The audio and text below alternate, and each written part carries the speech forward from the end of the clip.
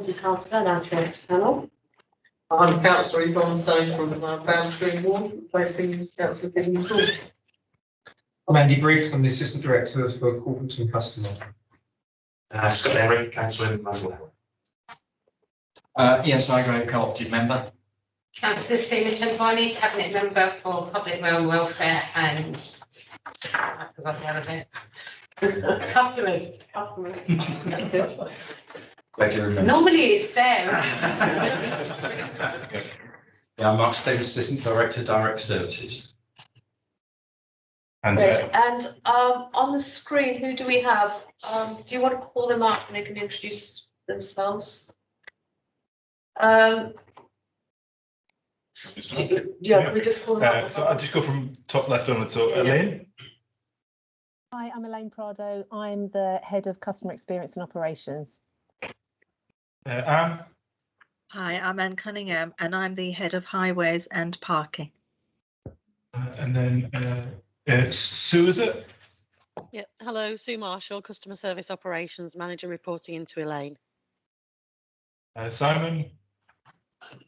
Hi everybody, Simon Farrow. I'm the Interim Head of Parks and Leisure, part of Direct Services. I can't see your first name. Is it Ahmed? Ahmed? Abdul, sorry. Good evening, everybody. It's Abdul Said here, Programme Manager for the new parking IT system. Brian. Good evening, everybody. I'm Brian Ellick. I'm the Head of Antisocial Behaviour and Enforcement. Beth. Hi, everyone. I'm Beth Fortzer, the Interim Head of Waste. Alex. You're muted, Alex. Apologies, I'm the Tree and Niche Conservation Manager. Hubert.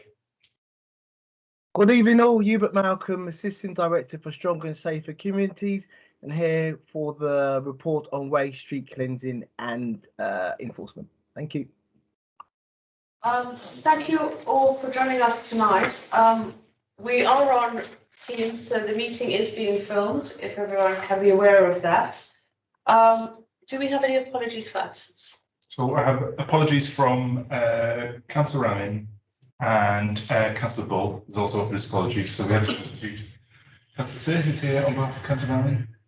Thank you. And Did Councillor Argy want to send apologies? Not that I've received them.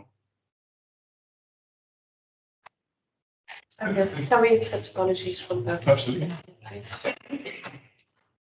Do we have any items of urgent business? No. Thank you. And do we have any declarations of interest? No. Do we have any deputations this evening? No, it's not. Okay, we have the minutes of the meeting on the 11th of November. Can we just quickly have a look at that and can we just check that they are agreed?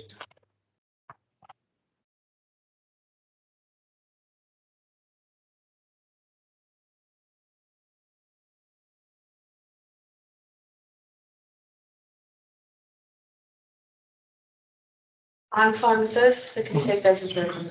Thank you.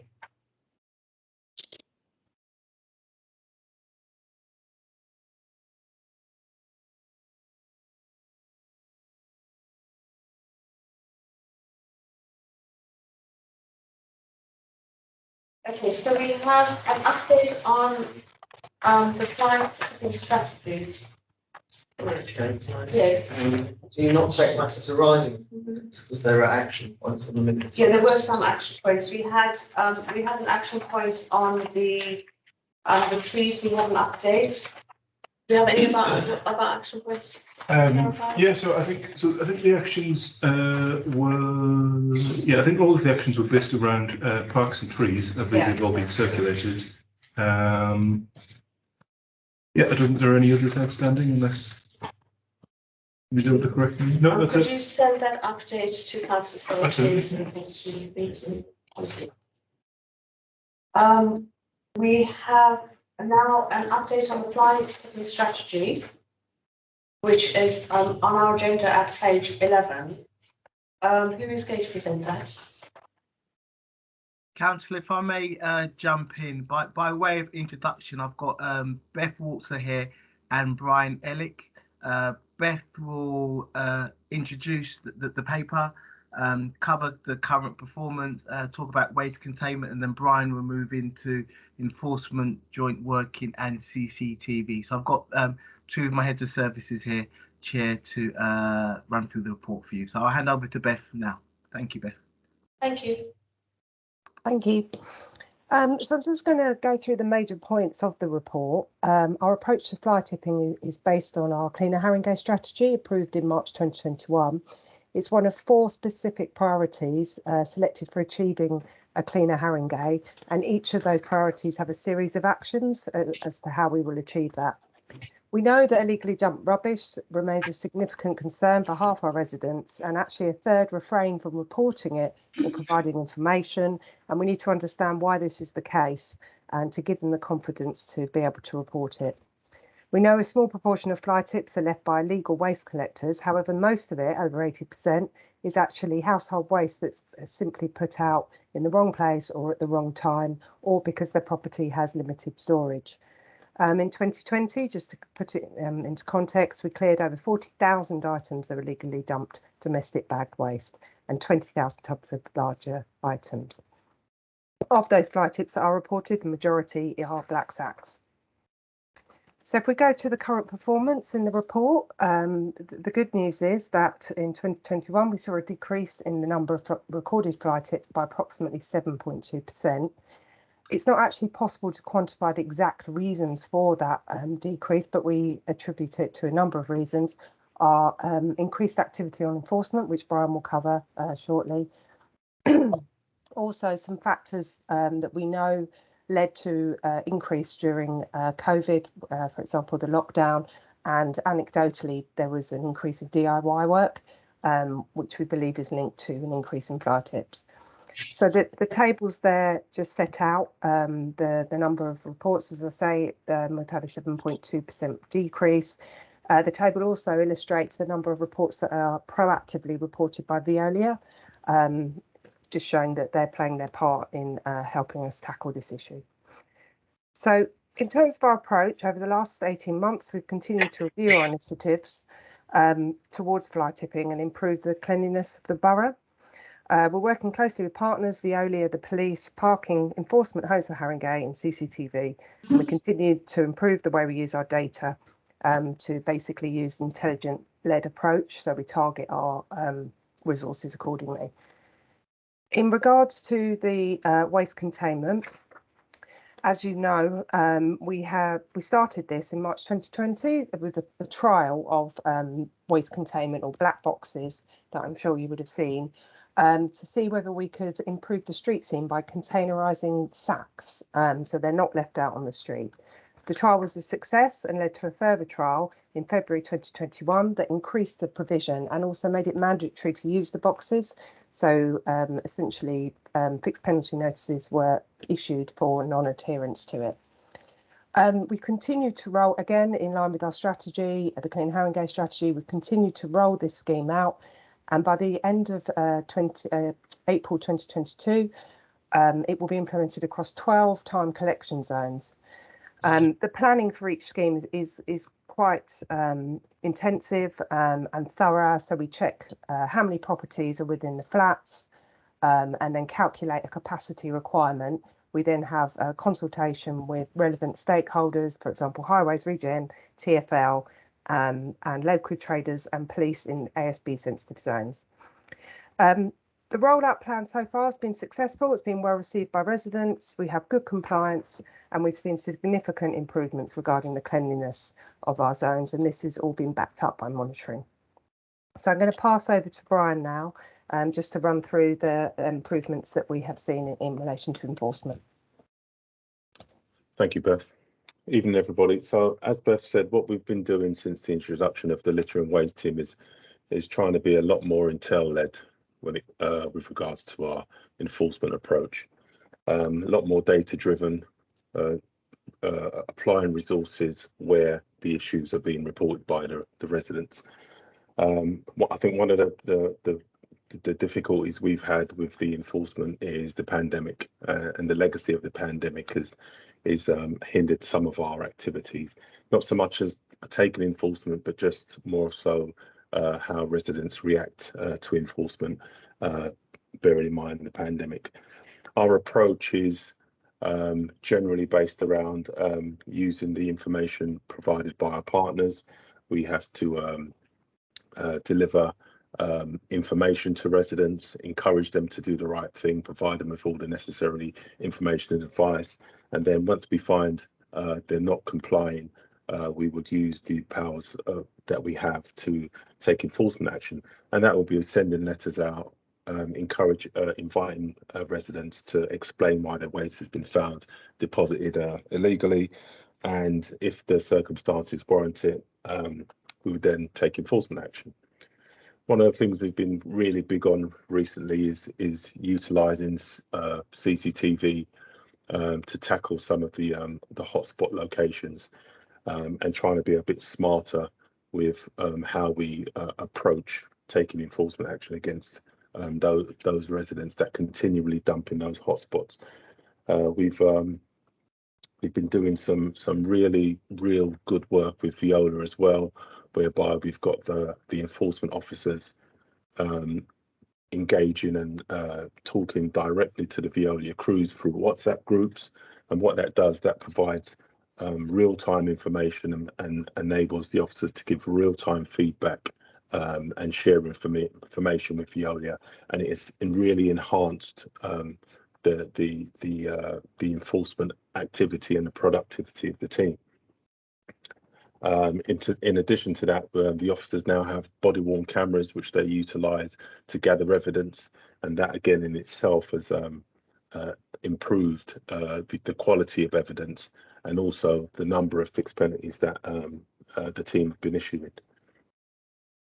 Some of the work we've been doing has involved some joint operations with the police, tagging on to some of the initiatives they've been involved in, and that in itself again has greatly assisted in the number of FPNs we issue and the performance of the team. The service is currently being restructured or just been restructured, and there's an even more focus on performance, and we've included some additional management, a tasking team leader who will be looking even more into how we can utilize the data we have from Veolia and information derived from CCTV to further enhance how the team are working.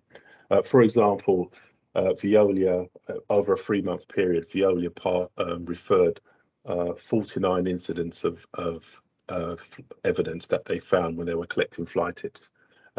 Generally, those fly tips might get missed when they're being picked up, but through the initiative of the WhatsApp groups and the joint working protocol, 49 referrals were made to us in a 3-month period. And out of those 49 referrals, we were able to issue 46 fixed penalty notices. Now, in years gone by, that type of joined up approach wouldn't have been in place. But the way we've got the teams to work and communicate with each other has greatly enhanced the productivity of the team. In addition, we've got a number of other initiatives. We've got a strong media campaign, social media campaign. We're very big on promoting when the team have taken enforcement action, but also big on engaging with residents and providing feedback so residents are fully informed and fully aware of what's going on. The team, we've started a pilot in Northumberland Park where we've got a waste champions, and that's residents who are working closely with the enforcement team, providing them with intel and providing the team providing the feedback to the residents. One of the other things we are doing, we're also employing different initiatives. We've got large advertising boards with information about how to dispose of your waste and the penalties for disposing of your waste irresponsibly. And what that does, it works in tandem with the CCTV cameras that we install, and it further supports two things. It lets residents know that we're aware of what's going on and we're taking action, but it also creates that risk to the fly tippers that are or to the residents and people that are dumping. So we've issued just over 12,000 fixed penalty notices since April 2021, and just over half of those fixed penalty notices have been issued to businesses. We feel anecdotally about 70% of residents issued with businesses reside in properties that are multi-occupied.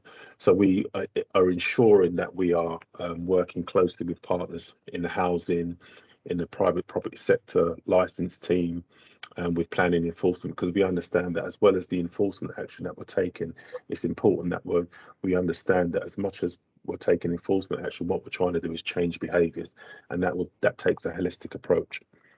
So you can see from some of the graphs the number of FPNs issued against residential and commercial, and predominantly we're issuing fixed penalties to residential to residents. You can see from figure 7 which shows the number of FPNs issued since 2018 to date, that although since the introduction of the litter and waste team and it's improved the trajectory of the fixed penalty notice, the pandemic itself has seen a dip in number of FPNs issued simply because of the lockdowns and some of the feedback from residents when they've been issued with a fixed penalty. So going down, you can see some of the examples in Appendix A of the type of information we publicise around the actions the team take. You can see that it's very impactful, particularly when we have taken action and we've identified somebody and we've issued a ticket, and also when we've found information and we're in the process of an investigation and we're just asking for residents for that information. What that does, it does two things. It lets people know that we're out there doing the work. It encourages them to work with us and provide information to help us take action. And it also, as I said before, creates that risk to those individuals that are involved in the fly tipping. So going forward, what we're intending to do is to build further on the partnership working, utilising data, working even closer with Veolia, formalising some of those partnerships and some of those avenues where we're getting those referrals from Veolia, and trying to build further on those those good work that the team's doing. Thank you very much. Ronnie, do you want to comment at all on? No, should I just wait for the Q&A? Okay, that's fine. So, Arno, do you have any questions on the waste stuff? Looking at 3.4, which is the section regarding how fly tips seem to be being left. It does seem to be a common issue I've seen that rather than fly tips being caused by people actually dumping waste, it's where is inadequate cleaning facilities. Now I know that it's putting a barrier in front of residents actually trying to put their waste in the right place. I know there was a trial of on-street locker style bins. I'm just wondering if I can get an update on how that was going. The floor level bins, if you know what I'm on about. Yeah, I'm not sure if that is similar, but obviously that will help solve that kind of problem with 3.4. So. Sorry, I can answer that. Sorry, that was what I was talking about in the waste containment trial. So I believe that's what you might be referring to. Are you referring to the black box? Yeah, exactly. Yeah. Yeah. Sorry, I didn't hear that. Can you repeat that, please? What section was that covered in? So it's in the waste containment section, which is on-street containment of waste, section 6. That's the rollout of what you're talking about. Yeah, to deal with that exact issue, or to try to deal with them. I have a question, which is, we're saying that quite a lot of the waste is domestic waste and that people clean up black waste. Do you see the amount of that kind of waste increasing in the second week of the 2-week period when the black bins are collected? So is it because people's black bins are full and so then they have a black bag of waste, so then they go dump it on the street? Do we see it? Do we see, so in the areas where the black bins, I don't know if it's a rolling thing, so might be collected every 2 weeks, do we start to see an increase towards when the bins are going to be collected? So not many, when they just have been. So are people, I'm trying to say, are people's bins full, and is that the reason why? Or is it a lack of, just a lack of appreciation that the waste shouldn't be going on the streets? So I don't think we've got any data that proves that theory. But what I will say to you is the flats above shops, who most of them are on a time collection, so they've got to put it out between 6 and 7 in the morning and 7 and 8 in the evening. They would, you know, because people are got busy lives, they were just putting it out at any time. So what we were seeing is that sort of rubbish outside. The black boxes and the bin containment, we're calling them bin containment because there's different types. Black boxes is just one type, we've also got some bigger ones, etc. They are picked up every day. So we're not seeing that difference. Where I will say that your theory is coming probably to fruition is places where we've got a lot more HMOs, so kind of Haringey, Leather, Woodside. However, one of the things that the enforcement team do is to patrol the streets to see where these HMOs are. Now, if they're a licensed HMO, we can speak to the landlord, increase their bin capacity, etc. But sometimes we're finding HMOs that are not licensed or totally over-occupied and they're not HMOs, they're just flats with loads of people living in it. It's really hard in an area like Haringey, especially kind of Haringey Green Lanes, I would say, where the population is quite transient. So you think you've got there, you think you've engaged with all the residents, you think you've engaged with them, and then within 3 months they've moved. So it's an ongoing battle.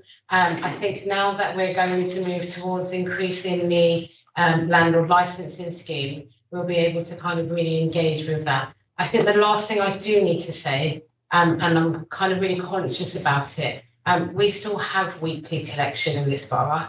Other boroughs do not, but we do. Our waste is collected weekly. 80% of waste can be recycled. And really the bin that's of a black colour in people's gardens is for the 20% that can't be recycled. And that's quite a rough estimate. Some people can recycle almost everything, so they're getting a weekly collection. And some people, for example, people with babies who can't recycle the nappies, so it's there. But there are boroughs that only collect their recycling twice a week, sometimes twice every 2 weeks, and some every 3 weeks. So in Haringey, we've retained the weekly collection, but we need to do some work around educating people what can be recycled, what can't be recycled, etc. And do you think, and we know that it's transient, how can we educate the residents to know, where I live, people put on WhatsApp, when's the bin collection, when can I put up my recycling? But how do we educate people about that? Should we be also trying to do things through schools? Should we be, how can we actually get that out? Because it is true, the bins that you see that are absolutely bulging are full of recyclable waste in black bags, hasn't been washed, and it's all in that black bag. So how are we thinking of actually doing it, and cost effectively, in terms of cost effectiveness, is it worth us actually putting money into that kind of education campaign, because then it saves us on on the flight tipping costs? So right now, for those of you who are on Facebook, you will see the rolling education kind of cartoon of you can put your pizza box, you can't put your pizza box in there, but you can put this in there. So and we've got extra money from external sources to do that. And we're constantly kind of doing that piece of work. I think there are some people who are engaged in this, and there's some people that never be engaged in this, no matter how much comms you do about it.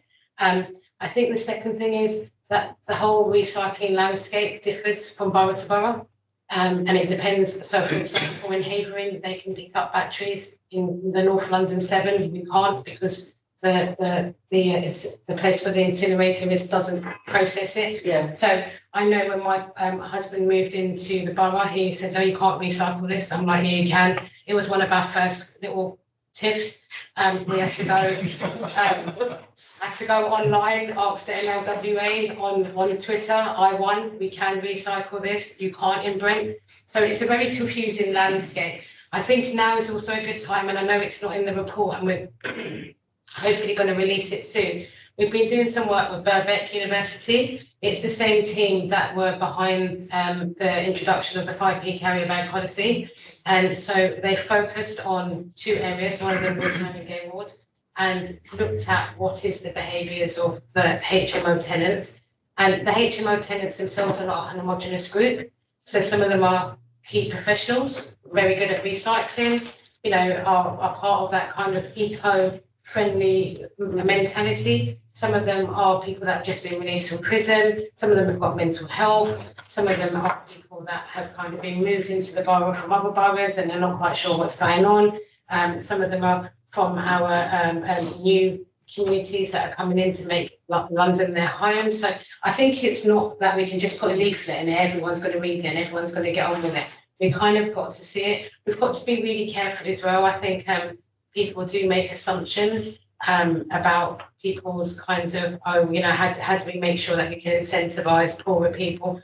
If and then there's an assumption, can you do it in different languages? There's no trajectory that tells us that people who can't speak English are not the ones recycling. And in fact, from the Kurdish Turkish community, they're very used to recycling. And just speaking as somebody of Indian origin, not only do we recycle, we also put spinach and stuff in ice cream containers and put it in the freezer. And so as a child, I got so excited about ice cream and then it would open it. So there's loads of sort of stuff that kind of, you know, I remember going to, as a kid, to the bottle bank. So there's so much different things there. I've always been open, and so has the team. We will try anything. And one of the things we're doing at the moment is we've just launched if you've got a good idea about how to improve recycling, tell us. And a lot of stuff is now coming through from residents about that. That's open to everybody. And it could be, you know, we're really fortunate. We've got a great EU community who say to us, well, in Italy, this is what we do. And we're like, really? That's not a bad idea. And then we can kind of test it out.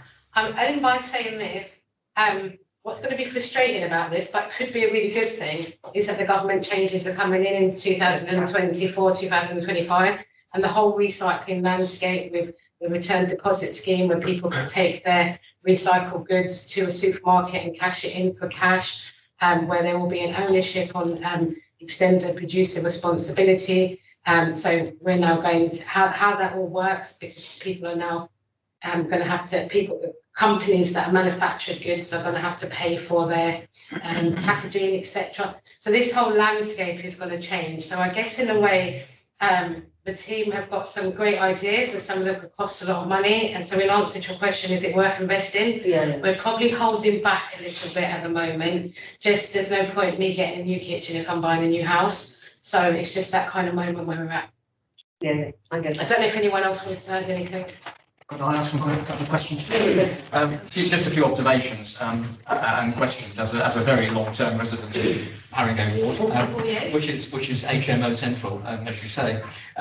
It's not difficult to work out which the problem HMOs actually are. I entirely take your point about different clientele within the houses, but you walk down any ladder road and you know straight away which are the problem properties where the bins are overflowing. And I do think they're the ones that should be targeted. And where they're repeat offenders, I do very strongly think that talking about landlord licenses reducing the length of time they've got on their license, really, playing quite tough ball with them is probably what's required. On a more positive note, I wonder if good practice, it maybe already happens, I don't know, because I'm in an HMO, but I wonder if a notice board near the front door with actual up-to-date information about collection days, types of collection and whatever could be suggested to landlords as a way of actually getting in, because you put a leaflet through the letterbox, it's just not read and it's junked. But if you've got something actually on the notice, small board by the front door with key information, it might help. So that's just some thoughts on the HMO issue. On the black boxes, which Bess was talking about, they were put into Green Lanes on a trial basis, and they've actually worked surprisingly well. My fear was that they would attract rubbish in the way that bins attract dumping, but they haven't, by and large, and I think that's really great. And I understand that the scheme is now going to be probably carried out in full, because at the moment there's only some there, not all of them. So that just raised a couple of questions. One is, can we make sure that those bins are cleaned regularly, inside and out? Because we all know how dirty rubbish bins get, and they don't get cleaned often enough. And these, particularly in the summer, have the potential to get really quite nasty. So I do think if we want them to be, if we want people to use them and like them, they need to be kept decent inside and out. And the other thing is where you actually put the bins, because in the end, it is creating a bit more street clutter. And when you're looking at where to put them, I wonder if officers could have a quick look around. They'll probably do this anyway, so I'm teaching you how to suck eggs, but have a quick look around. Is there any street clutter here near where we're going to put a bin that we could get rid of, so that we don't actually increase the overall amount if we can find something we could get rid of near where we want to put a bin? And then there's also the issue, of course, of whether you want one outside a restaurant. And in Green Lanes, that's a bit of an issue. So those are just some observations. Do you want me to come back on them? Yes, please. Thank you. So I think the other thing as well is that landlords are also not a homogenous group. We've got some landlords that are absolutely brilliant, and we've got some landlords that don't even live in the country and they do things through holding companies, etc. We've got some famous people who are landlords, and you have to speak through their solicitor, and then we've got landlords that actually just live upstairs. So I guess it's all quite different. And also who they're, some people are private renting, so they're looking for the students, they're looking for the professionals. Some people have got, contracts with mental health institutions. I'm a bit reluctant to stand here and say, or sit here and say that we were going to go into full hardcore enforcement against everybody, just because when we get there, the team starts to realise that there's other issues going on here. There's a complexity of mental health. There is actually some of the stuff the team come back and tell me, I can't wait to read their autobiography when they expire, but they have come up with things that you just think, human slavery, etc., etc. So sometimes it's not as simple as we see from the outside as an overflowing bin. I did want to write a book as well, and it was going to be titled The Tale Behind the Bins, because I tell you that the bins are an indicator for a lot of a bigger world. The Green Lanes thing is only 3 or 4 weeks old, I think. Actually, no, I got married. So yeah, about 3 or 4 weeks. I think 1st of February they appear. That's it, yeah, okay, see, I am on the ball. And we have got it in the budget to clean them out, because they do get a little bit grimy. We try not to put them outside food premises, although that's a bit tough. And we also try not to put them outside kind of health premises as well. And the other thing that I would say with them, in terms of location, we were meant to put the ones out on Green Lanes, I think about November.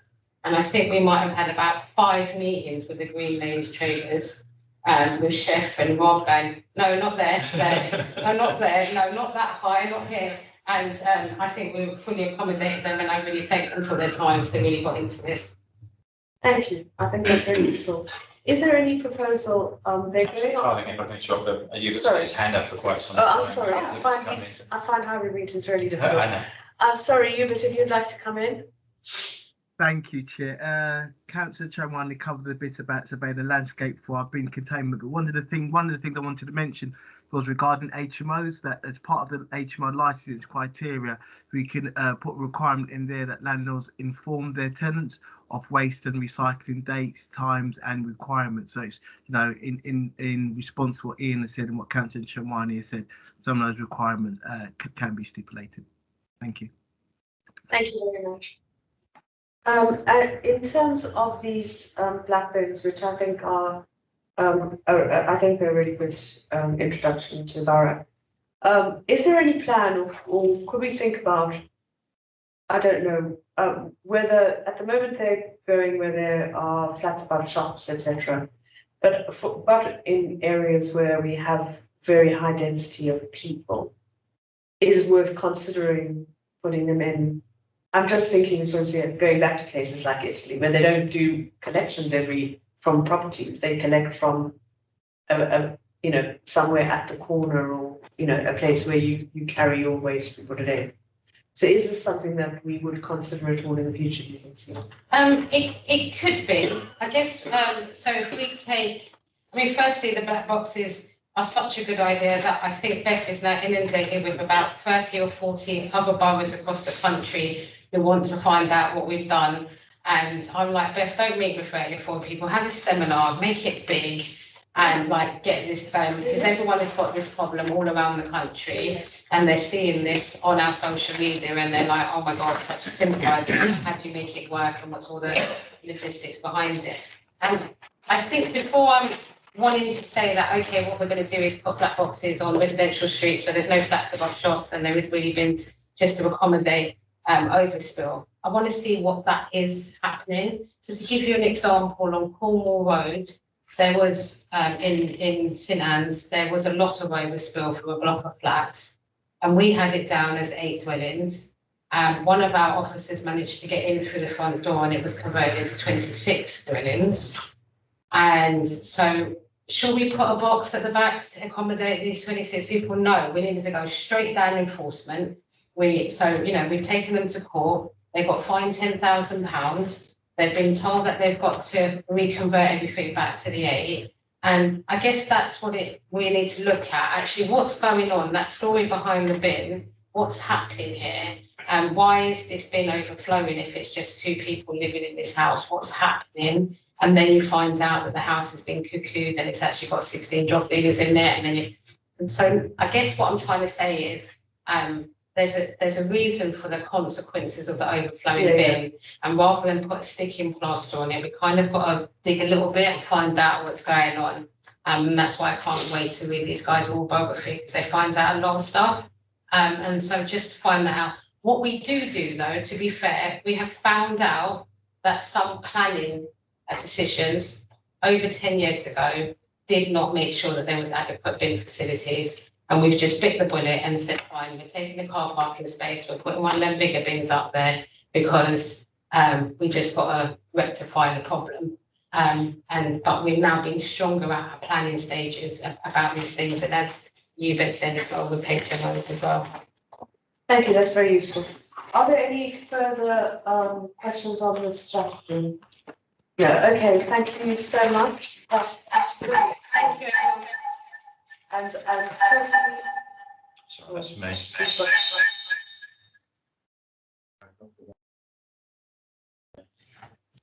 I've lived in Haringey for 30 years, and I must say that I think it has really, really improved.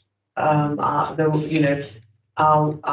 collections on the street, the amount of lighting, still get it, we're always going to get it. But in comparison to some other boroughs that I know about, and in comparison to what it has been at times in the past, I think it really has improved. So thank you, Katie. Thank you. Thank you. Thank you. Okay, so Thank you. Bye. yes. You can stay for parking if you want. Have a good evening. I love parking. Bye bye. Bye.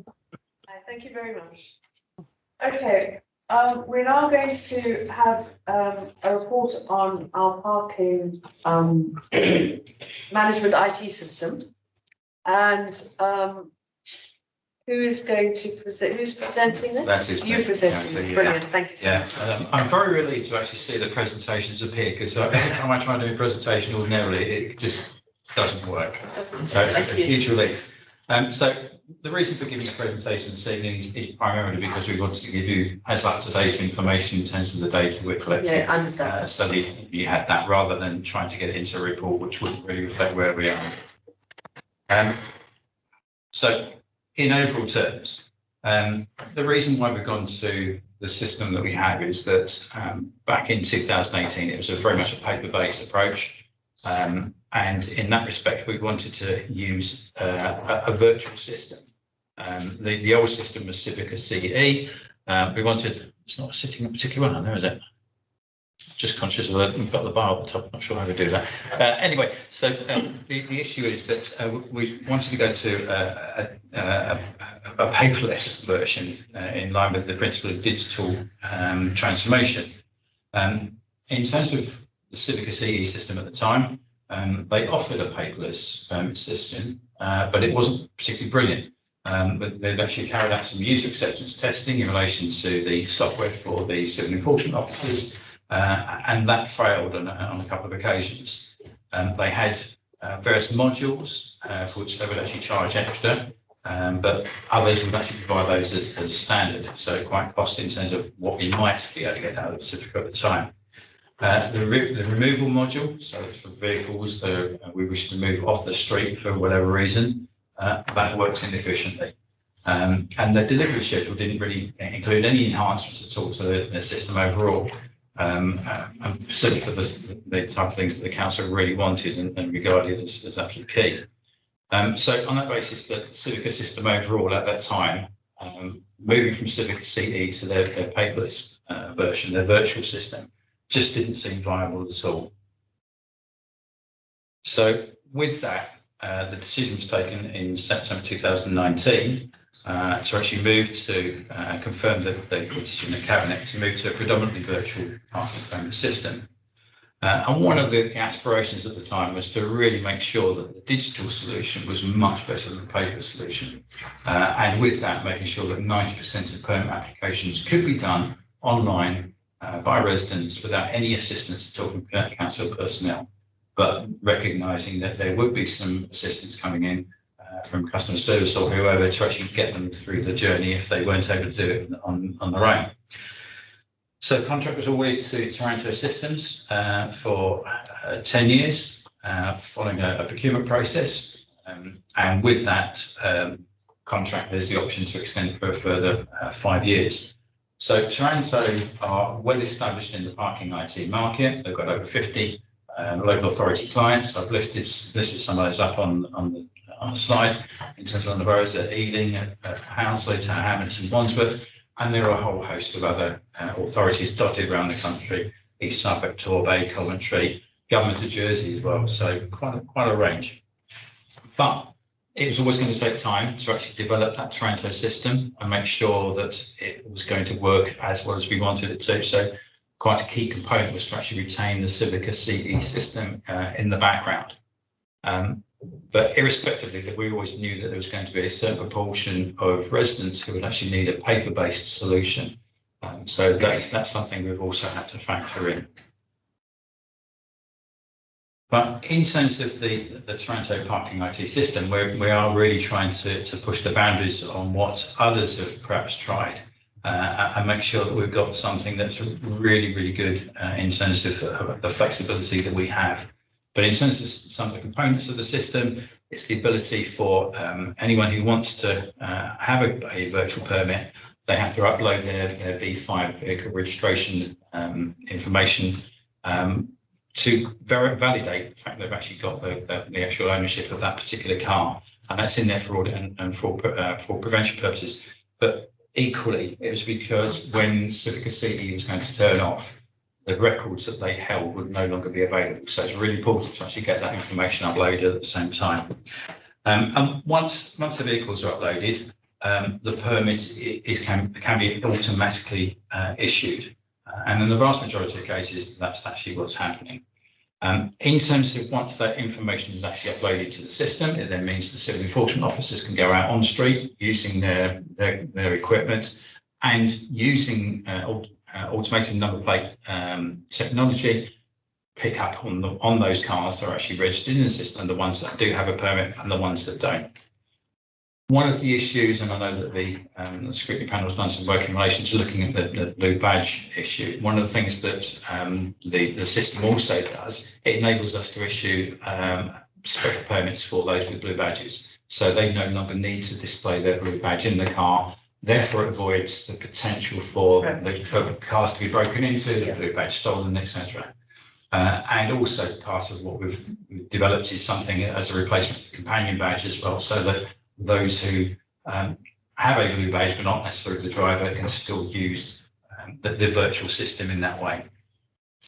But in tandem with the development work we've been doing with Taranto, digital services have also done a lot of work in the background, bringing up forward IT-based solutions for, as it says on the screen, parking suspensions, concessionary travel and highway skips licensing, and they all sit alongside the Taranto system that we've developed. So this is where it gets a bit interesting in terms of the diagram you see on the screen, because the Taranto system doesn't operate in isolation. It's not been something that's developed on its own. There's a huge amount of interconnectivity between the Taranto system and other systems that the council runs, and indeed other systems that Taranto needs to support it. So there are links in, I'm not going to go around the sort of the circle in terms of all of that, but overall there's 16 different systems in there in terms of those different interfaces, all of which need to work for the Taranto system to work. So there's things like the electoral roll and council tax, and that's important in terms of actually the residents have the ability to also validate in terms of proving they are who they say they are, and so making those links in. And then equally having an interface with the council's payment process, which is Civica Icon. So there have been, as it says, 10 different subcontractors involved in the actual service delivery of this. We've got 27 different modules that have been developed and tested, because what we want to do is actually do our user acceptance testing before we upload live, just to make sure as best as we can it works. Some of them we can't test in the just to assess just solely in the testing environment, you have to upload those. Yeah. So we know that when we upload certain development drops, we know there are going to be some issues which we then have to work through. But delivery of all of this has been a combined effort. It falls across different directors. So you've got representatives from legal services helping us in terms of the contractual situation, corporate communications in terms of getting messaging out through social media, and obviously through traditional comms as well in terms of when we're making our next stages, and also to give guidance to the residents as to how to use the system as well. Customer services in terms of particularly the people who can't use the online system, they've got that as a support mechanism to assist those people through with alternative solutions, and obviously parking services as well in terms of managing this overall in relation to both the operation of the system, but also the interface with the civil enforcement officers, and obviously the process that supports all of that. So there's a huge amount of activity that sits in there. So this is not a straightforward process. So yeah, move these slides on. So sorry, if I can just ask you. So we have all these different systems that are operating together, and they're all feeding into the same database? Yeah, so the database that we use in terms of in parking, there'll be interconnectivity within different systems. I'm just looking for where things kind of, you have one line of code and then you don't get through. So we have a database of parking. Yep. That's a database for parking, and then that's linking in with the databases for council tax and everything else. Yeah, so in terms of the validation process, so I mentioned earlier on that we'd want around about 90% of people to be able to go into the system and do it automatically with no intervention or assistance from customer services. So to do that, you've got to be able to upload the information into the system. Yeah. So that's first we've got to prove you are who you say you are. So that's where the sort of council tax and the electoral roll comes in terms of validating your actual home address and who you are. And then there's also the details about the vehicle. So that's all the bit that goes into the system, into the Taranto system. And then it's dependent upon that about what type of permit the individual might want. And that's where the interconnectivity comes, and in terms of payments and everything else associated with all that activity. Okay. To put it in another way, so what we used to do is we used to say to residents, if you want a parking permit, can you show us some proof, like your council tax bill, your electoral roll? But we gave that to them, so that was a bit odd. Why would we ask them for something that we already gave them? So this is like, type in your name, Yvonne say, and it would be like, okay, we've matched this person on electoral roll and their council tax bill So we know already we don't have to bother you by you scrambling through looking for this council tax bill. At least say, we already got a copy. So that's the idea behind it. Yeah, I think that's quite useful.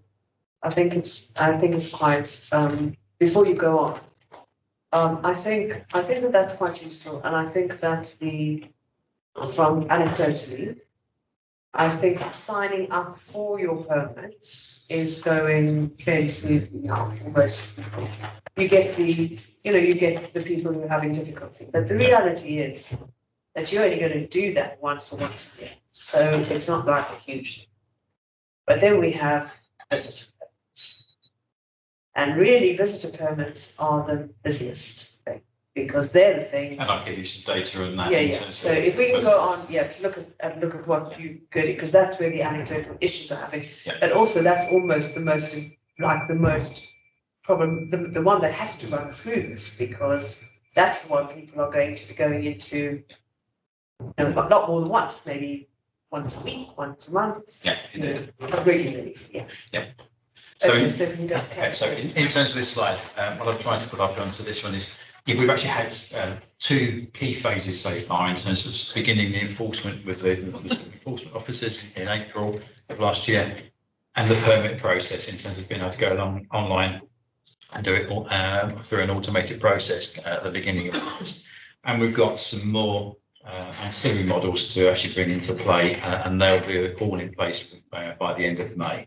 We're going to try and bring that closing date forward as well. But in terms of the number of accounts produced, 39,000 across Haringey, issued 21,897 virtual resident permits. So they've got their permits. That's all in the system. We know that.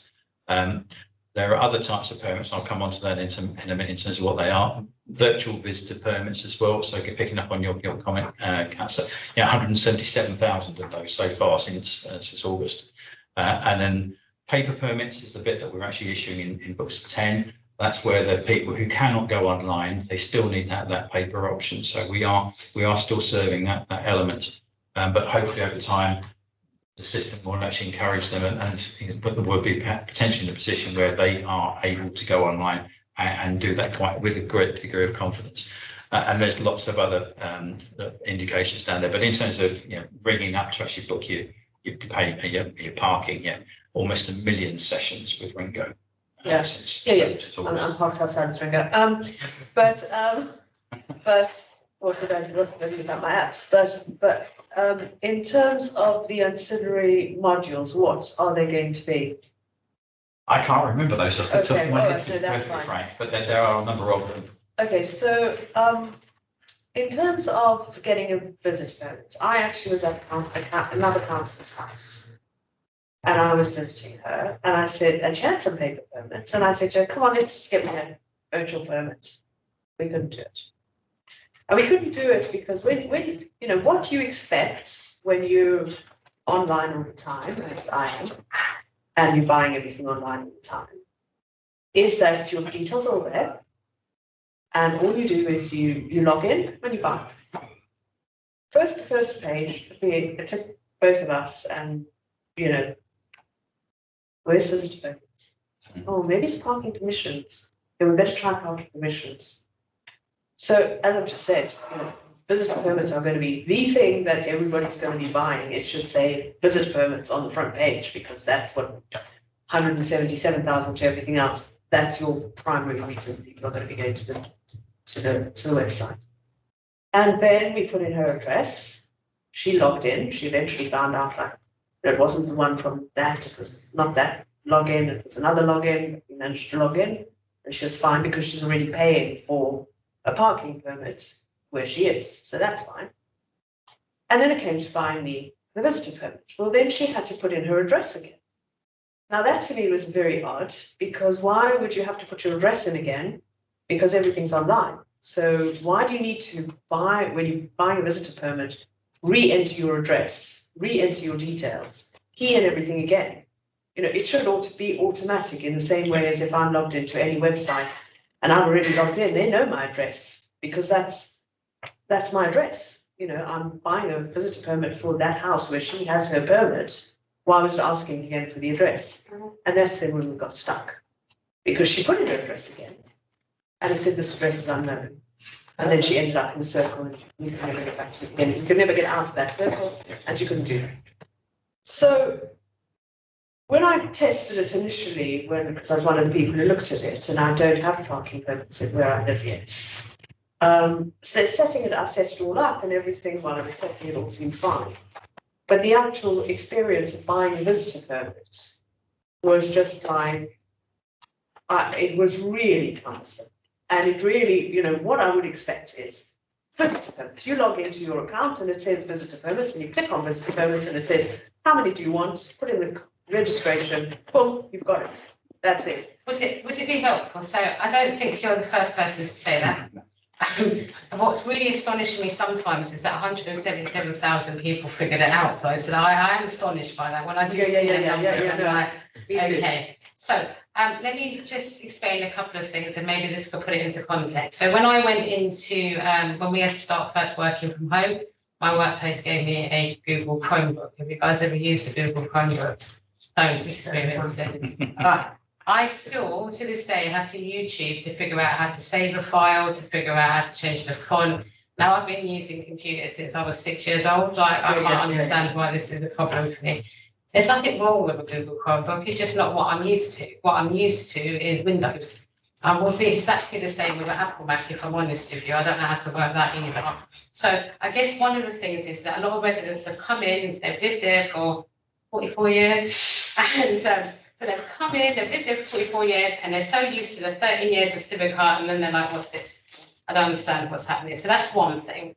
I guess the other thing, just using the same analogy with the Apple Mac, the Chromebook, and the Windows, is I look for PowerPoint. I can't find PowerPoint. It's called Google Slides. Why would I think it's called Google Slides? What does that even mean?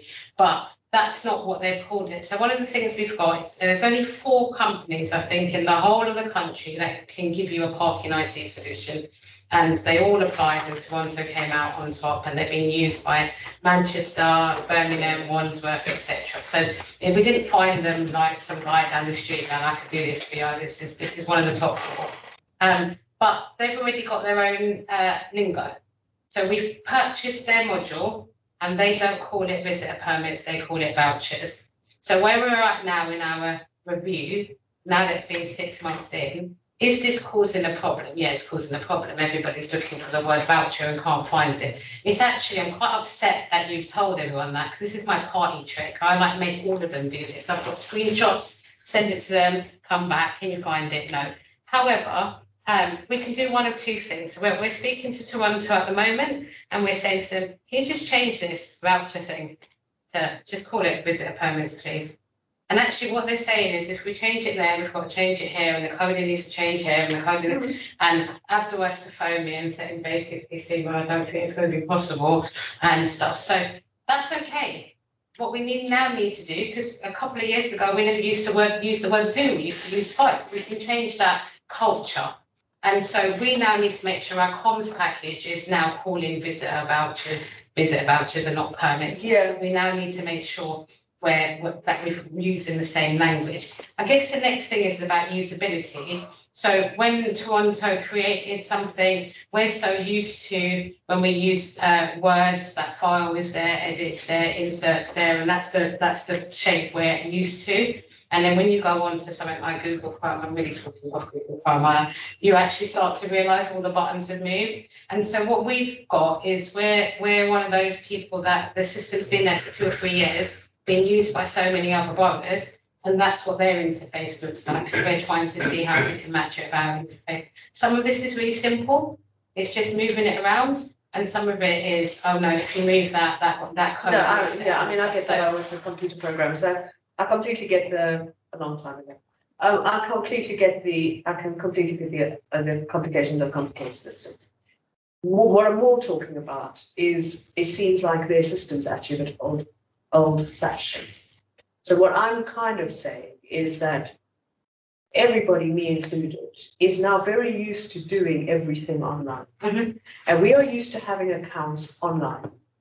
And when we have our accounts online, everybody that I go to, whether I'm buying a theatre ticket, whether I'm You know, it doesn't matter where I am. If I'm buying it through somewhere that I've logged into that I have an account with, I don't have to re-input all my data again. Can I come back to that? Because I haven't actually come back to that. So I am a user of the system. I've got it on my phone, and maybe when we leave here, I can just show you as well.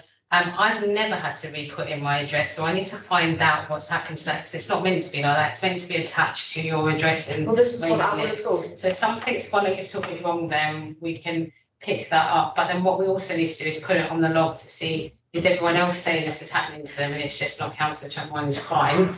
That sometimes happens. I'm like, what are they talking about? I can do it. Why can't they do it? So we need to find out what happened there. It could be the browser you're using. It could be the fact that because you're not in a CPZ or you are in a CPZ, or you know what's happened here is quite. Sometimes it's homes for Haringey property and it's not working. This is just an ordinary CPZ. So I don't want to say what it is, so I can't see. But what should happen, or what is happening, what's happening to me, I can log on now and show you, is that it's already got my address in there. I guess just going back a little bit, what was really interesting about your customer experience was that actually you went round and you went round to your friend's house to, I assume, talk about something else and not sit there fiddling around. Well, she actually had some paper permits. I was just like, this is really exciting. Come on, give me a. The moral of this story is. And unfortunately, you know, we just. The moral of this story is don't invite Councillor Carlin round your house. But it shouldn't be an onerous thing, and I think that's becoming quite onerous. I'm not going to sit here and say to you that, so I can tell you now that there are some people, no matter what we do, they're not going to be able to use it. There are some people, like my brother, who's gadget crazy, keeps trying, Mr. Visitor voucher permit, the button again, I forgot, told me, I forgot. Okay, fine, let me show you again. Why isn't it so obvious? And then we've got things that actually are just not working and not in the right place. And that's where we're at the moment, putting things in the right place. What I will say to you is, these little bits that go wrong, or these little tweaks that we need to do, are part of this journey of embedding a thing. The other thing that I will say is Amazon, eBay, Asda, Morrison's, Tesco's, they spend millions, if not billions, of having people use their interface. They've got their own in-house kind of team that if you turn around tomorrow and say, can you change this? Oh, it will cost about £200,000, that's fine, just do it. And that market isn't there for local government technology providers. And so we have to, and one of the things that Abdul, who's on the call, is doing is actually saying, we're getting a lot of feedback and we think we can improve your product, that actually we can then go back to other councils and you probably get more business if you listen to what we're saying to you. And so they're kind of biting at the moment and saying, actually, it's not a bad idea, let's try this, let's try that. What's horrible about this is that this is something that can only be done while it's live. It's not something that we can make in a little workshop and bring out as a perfect product. It's something that people. Look, as I said, I used to be a computer programmer and designer, and I know that it doesn't matter how much you test a system. You've got to do it. You can test it to exhaustion. Yeah. And then you go live and then you find the bugs. And then you've got to try and find where the bugs are because things have gone wrong. So I mean, I do know that happens. So to give you a bit of context, in terms of those bugs you're talking about, there's a storage system that we use called Redmine, and in Redmine there have been 1,500 plus bugs. We're now down to around about 80. The latest development job we've got at the moment, which is due to go live next week, most of which we've actually been able to test. Some of them we're actually only going to find out if they work when we go live. That will address around about 50 of those. So there's then about 30 or 34, I think it is, left after that we need to really try and crack. But in addition to that, what Toronto are doing is that they're going to make some changes to their platform, which they believe will actually make a huge amount of difference in terms of that, the ability for the public to get in there and use the system. And what we're trying to do, they sort of said around about June time, we're trying to bring that forward, encouraging them to bring it forward. The issue, as Councillor Chamwani said, is that they've got lots of other clients, so they want to actually launch this platform with everyone else at the same time. But we're trying to pull them forward on that to say, this is quite key in terms of making sure that all these different elements work in the right way. We want to work with you to make sure that when it does launch, it tackles the issues that Councillor Chamberlain has been talking about and some of the other issues that we've got, 34 that are left effectively, and some of the other things that we're picking up through customer experiences that you just described, and make sure we're addressing all those points as we move forward. I think the other thing, so a couple of other things that I just want to make sure that we don't miss. Because we have just started this, there are other boroughs who I'm talking to, my counterparts in those boroughs that have Toronto, that say, oh, you've got it easy. You don't know what it was like 2 years ago. No, we've actually got a nicer product than we did because we had to help shape it for you. So I guess it's that ongoing process. I think the other thing as well is that 177,000 visitor permits. So I'm quite a friendly person, but I don't have this many visitors. I'm really concerned what's happening here. I mean, literally, I bought 12. And I'm still like got 3 left, you know, like I don't understand how many people have got friends. So I'm there and I'm trying to figure it out. And so I'm speaking to some of the residents, and what's coming apparent is actually a big chunk of people that are coming to, who are trying to use the visitor permit, are people who are getting care at home. So they're actually having people come to their house to clean, they're coming to their house to cook for them, they're coming to their house to bathe them, they're coming to... So on an average week, they've probably got about 20, 30 different types of transactional visits. Now, if they're that unwell, then actually even logging on is a pain for them. So firstly, we have got this paper permits that they can go and buy, and that's in books. So that's not the total, that's not individual permits, they're in books. But actually, now, there's no technical solution to this. What the solution is firstly, is it right that residents who are receiving care at home are even paying for their parking in the first place? Is that morally right? And secondly, if they've got so many people and the carers keep changing or the agency keeps sending different people and they don't know what car they've got and all this stuff, they're coming for that person. They're not coming for anything else. They're not here to go shopping. They're here to give care. So what we're looking at the moment and what's coming to Cabinet on Tuesday is the process of starting to give a free transferable paper card thing that when the carer comes around the house, they just take it off the resident, put it in the window, help them change their dressing, come back, give it back to the resident and go again. Our traffic wardens will recognise that as a permit. It's totally free. And I will think that we'll start to see, firstly, the numbers go down on people needing the paper permits, but also the stress levels of people saying, my mum keeps phoning me every time the cleaner comes to log in and help her with the thing, and I'm at work. And that's stressful. So I guess what this is showing us is actually, it's not just about turning people digital. We've also got to transform just the way that we interact now with the changes in the care market, because the fact that someone will have one carer the whole time is fun. It's a bitty sort of situation. So I hope that kind of gives you an indication where this is. There's just one thing that people have raised, and I just want to check with you, which I've noticed that people have said that you're only able to buy paper permits if you're over the age of 75. And the thing is that coming in at all? Is that something you're thinking about? No, that's because not that correct could be. Yeah, I mean. So I guess one of the things is that there's different reasons that people are having to have paper permits, and it's very hard for the team in customer service to triage without prejudice. So we can't assume that somebody who is an older person suddenly is not can't use IT. So that's that. We're not going to automatically assume. That said, there's a few indications that we can see when people come in. So firstly, they ask for it. They ask for the paper permits, and then we offer. Say to them, oh, have you started to try the online thing? I don't have internet at home. There's no point in this. It's not going to work. So let's just move on. So that person who hasn't got internet at home could be 25, it could be 45, it could be 75, right? So that's that there. Secondly, the person who's coming in might not be the person who's using it. So it could be somebody coming for their parent. It could be somebody coming for, my brother had to go and get some because his girlfriend's brother is severely autistic. And he's at home alone. If someone's coming, he needs to know what to do. So we can't send him to go and get them because he hasn't got that capacity.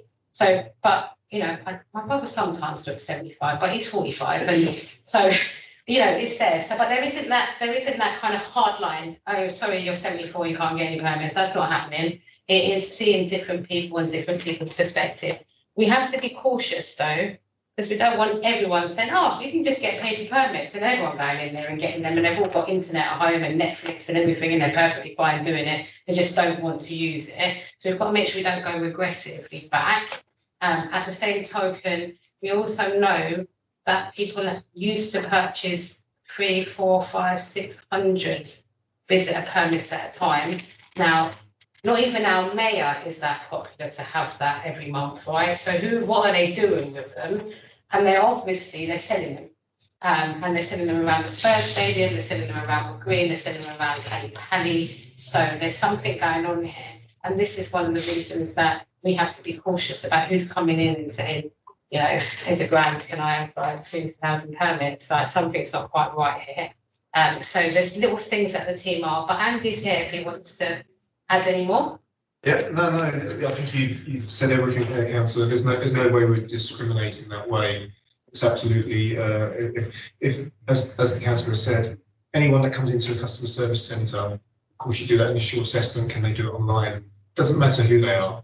Even if it is, you know, a child with a mother, because actually there's a language barrier, we find that they can't do it online. Of course, that's the offer that we'll put forward first. And we're actually help them to public access computers to see if we can help set up the account for them. We can't go that way. They will get a paper visitor voucher at the moment. Yeah, I mean, I think that as the system becomes better, and I still think if you can push them to put a visitor something, just say visitor. Abdul, are you listening? Yeah, just say visitor on the, on that page, just whether it's a visitor voucher or a visitor permit. If if they can add that button onto that page, onto the first page, it's not. Don't let them think that it's a huge change, because at the back, it'll go to the same place. If you know what I mean. Mm-hmm. It's just saying it's like an additional button on that page, so it's not actually a huge thing for them to do. It's like a little bit of code to just add in an extra button that links up into the thing that's at the back. I think we all want it. I mean, I've even said to Abdul, if that's what he's going to get me for a wedding present, I'm perfectly happy. Anything else? But it is that conversation that he's having with it. And maybe say to Toronto that it's not so much that you've got to change it for everybody, but it is a case of you should allow people to have their own local colloquial way of putting things in as a I think it would probably help everybody anyhow. Yeah. And it's not a lot of code. It honestly, if you think about it logically. Do you know what? All you do is if we can't do it, can't get to answers, so we'll just ask you. We know where to go. No, you know what? My nephew is arriving today, and he is a mechanical engineer, and he does software. He could change your system and he could program it within a day. Abdul, do you know that? I promise you, he can do it. Hopefully Abdul is listening. Yeah, so Yeah, hired. do it for free because he's staying with me. But yeah, it's not a huge. I really don't think it's a lot. Unless their code is spaghetti. It shouldn't be a huge amount of code to put an extra button on a front page, because behind that, it's just the forward-facing thing that you're doing. So that's what we're working on at the moment. I don't want us to dwell on the the solution to this yet, but we've got a top 10, and this is up there. There are other things as well. Why don't we do the resident qualification on the login page when people register, because they register the first time, and then now I've got to realise they've got to do a second stage registration. That wasn't clear in the beginning. There's little things like people keep pressing the pay now button, but actually the pay now button's nothing to do with parking. It's actually the council, and they're getting to pay the council tax, which is great for council tax, but that's not what they logged on for, and then it's logged them out. And so there's a few things now that because we're listening to the residents, and they're saying, oh, one of the things I keep doing is this, and I keep logging myself out, and actually let's move that button, let's change that here. These are really small little tidy up tweaks that need to continue. Yeah. Okay, that sounds good. Shall I rattle through the rest of the slides? Yes, you can rattle just through to the give you rest, that extra yeah, context yes, that I've got sort of prepared. So in terms of the permits, obviously the bulk of them are actually the resident permits, which is the lines in blue. But you've also got resident blue badge holders, the ones in yellow, business permits, permission to park. And then you've got the essential service permits as well, which is for teachers and other staff actually providing services around the borough as well. So there's a whole different range of permits, and that's sort of showing it's sort of staying fairly steady over that sort of period between August and February. But in terms of that number is the blue bits down below the total number of permits compared to, as you observed, the bulk of the activities in that visitor voucher area. But we are issuing 34 to 35,000 per month. Yeah. So they are getting out there. The customers are getting the service. It may not be as slick as they might want it, but they are still getting that service. Trying to move this slide on now. And in terms of looking at the issue about sort of the people who would struggle to get online, we've actually introduced a new system that really kicked off in December, and that followed on from when Civica CE was basically closed down, introduced the paper permits, and you can see the numbers steadily risen, and 10,000 paper permits issued in February, but keeping that balance around about 35,000 overall. So a lot of transactions going on, but what we'd like to see is that orange bar coming back down again, because what we want to get to with the progression of the Taranto system is that, as I said at the start, it is easier to get a permit online than it is queuing up. And I think Andy said earlier on that people queuing out the door at Wood Green Library today. We don't want that. We want them to be able to go online, bang, straight. But that's why the system's got to be really easy. It's got to be as easy as buying anything else on any of the online systems, that it's just like you're pushing a button, you push another button and through. And if it's that easy, then you're going to find people able to use it. But if you've got to go through a whole lot of different screens just to get a visitor code, you should just be able to log in. Your phone will recognise, your cookies will have it on, recognise your password, just log in, visitor permit, boom. Yeah, absolutely. That's kind of what you need. Yeah, and this really has brought three services together. So my service, Mark's service, so customer services, parking, and digital services, and we're absolutely committed and working as a team, because we know, as Mark has just rightly described, we want to see that going the other way. Because at the moment we have resource wrapped up in that delivery, which is growing. Yeah. I mean, and actually, I want to focus actually the resource in those face-to-face services on housing, on welfare benefits, as opposed to issuing of them. And that's why we're really focused on making these systems intuitive, as easy to use as possible, as a team. Services. Yeah, I think that's. It's actually 4 because we've got comms in there. Sorry, Councillor. But I think that's quite an important thing. That actually this is 2 directorates, 4 services. All having to kind of get benefits out of it, but also have to put in their investment in it and to make this work. And it is quite a difficult situation. Can I just go back to this slide? What's really it doesn't look, that one. Oh, okay. So our old system, Civica, which used to give the scratch cards, the kind of longer ones, that shut down on the 1st of December. So that's why there's no data for that. But what's interesting here is that the residents who are coming for the permits, the paper permits, are now able to kind of know how to do that. So what's happened here in February and why that shot up is because they can now also do it on the phone and they can get it posted to them. So they're not coming into the, I mean, I know there was queues, but they can now phone up, they can, if they've already purchased paper permits before, they give a reference number, which is their postcode and their door number. And then they're already set up, and then they just have to go through put your credit card details in, those medical solutions, and then it comes out. So that ability for them not to even need to leave the house is helping as well to do that. But this is not the aim of it. We weren't aiming to find a better way to get parking paper permits out. And what we need to do now is find out who those people are. Another group of people that we found out that are buying the paper visitor permits are faith groups for things like weddings and funerals, and actually we give weddings and funerals for free. So we need to have that kind of conversation there about how we make that better as well. But we're now probably having an engagement with the customer and finding out more about them and who they are than we ever did before. We just used to have these major transactions that just used to go on. Are there any questions? Any questions about this? No, well, thank you, that's very comprehensive, and Thank you.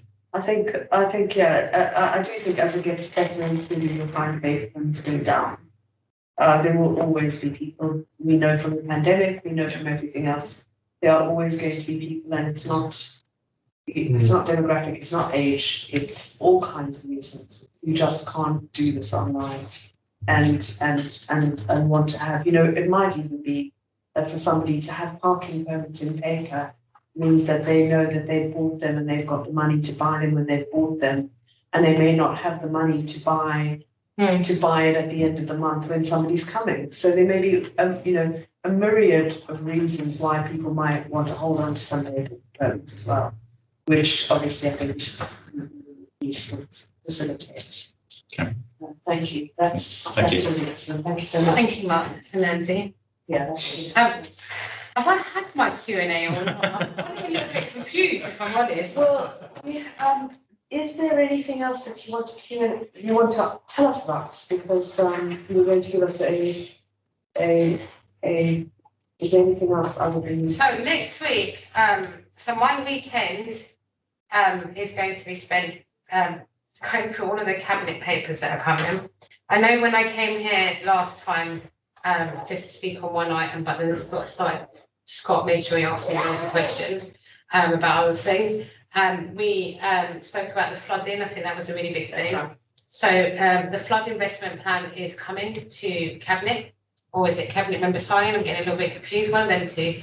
And so in there is our £700,000 investment in drain cleansing and gully cleansing. What's also going to be in there is all of our sub schemes.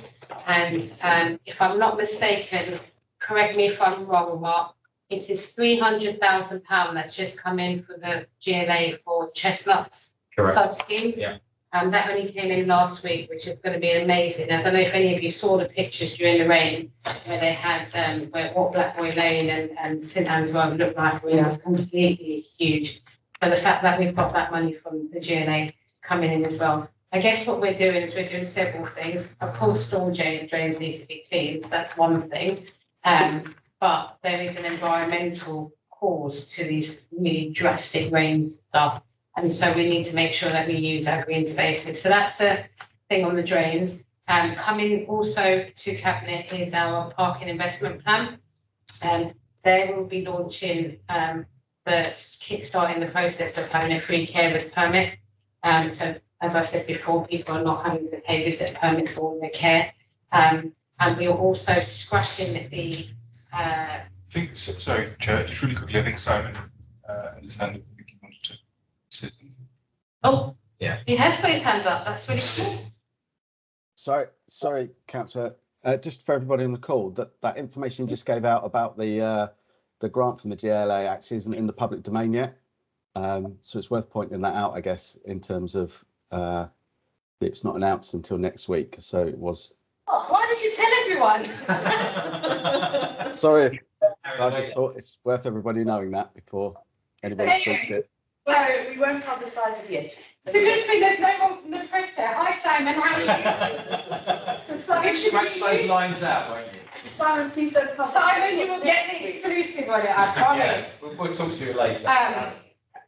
So going back to the park, we're also scrapping the charge of when people have their blue badge stolen, so they don't have to pay the £10 to get another one, which I think is pretty cool. And we have flooding, we have the... So the ones going to Cabinet is your park investment plan and the road data reduction strategy. And the, yes. Action plan and investment plan. So I think last time I came to overview and scrutiny, Councillor Connor was asking a lot about our road reduction, so how we're going to achieve the Vision Zero from the Mayor. So this is the first year of the £8 million investment that's in the MTFS. And so what we're going to be seeing is a lot more work kind of done in terms of road safety. And I don't mean LTNs and cycle lanes. That's kind of part of it, but that's part of the walking and cycling action plan. This is your crossings, your spaces where people are kind of getting run over, and do we need to change the crossing there? Do we need to put a crossing there? Do we need to take parking spaces out so people can see when they cross? So a whole load of work has been done just to see where our accident hotspots are and what needs to be done there. I can't think of anything else, so come next week to the cabinet and then you can hear it all, half of it. So in terms of highways and street lighting investment plan, that's a cabinet member signing. Yeah. And the floodwater management investment plan is also. That's the one I just got in trouble with by That's the one, Borough. that's cabinet member signing. Oh, that's the cabinet member signing. Yeah, but the parking investment plan and the road danger reductions. You can come to the cabinet member signings as well. I'll get you visitor vouchers. You just come. It's all right, I use my ringer.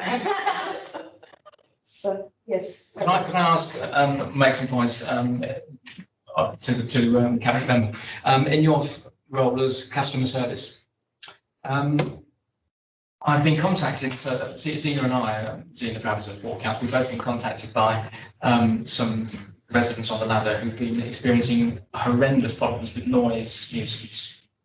They didn't know really what to do about it, because until you experience it, you don't. And their first port of call was to go to the police, because they thought that was the right thing to do. The police, of course, told them otherwise.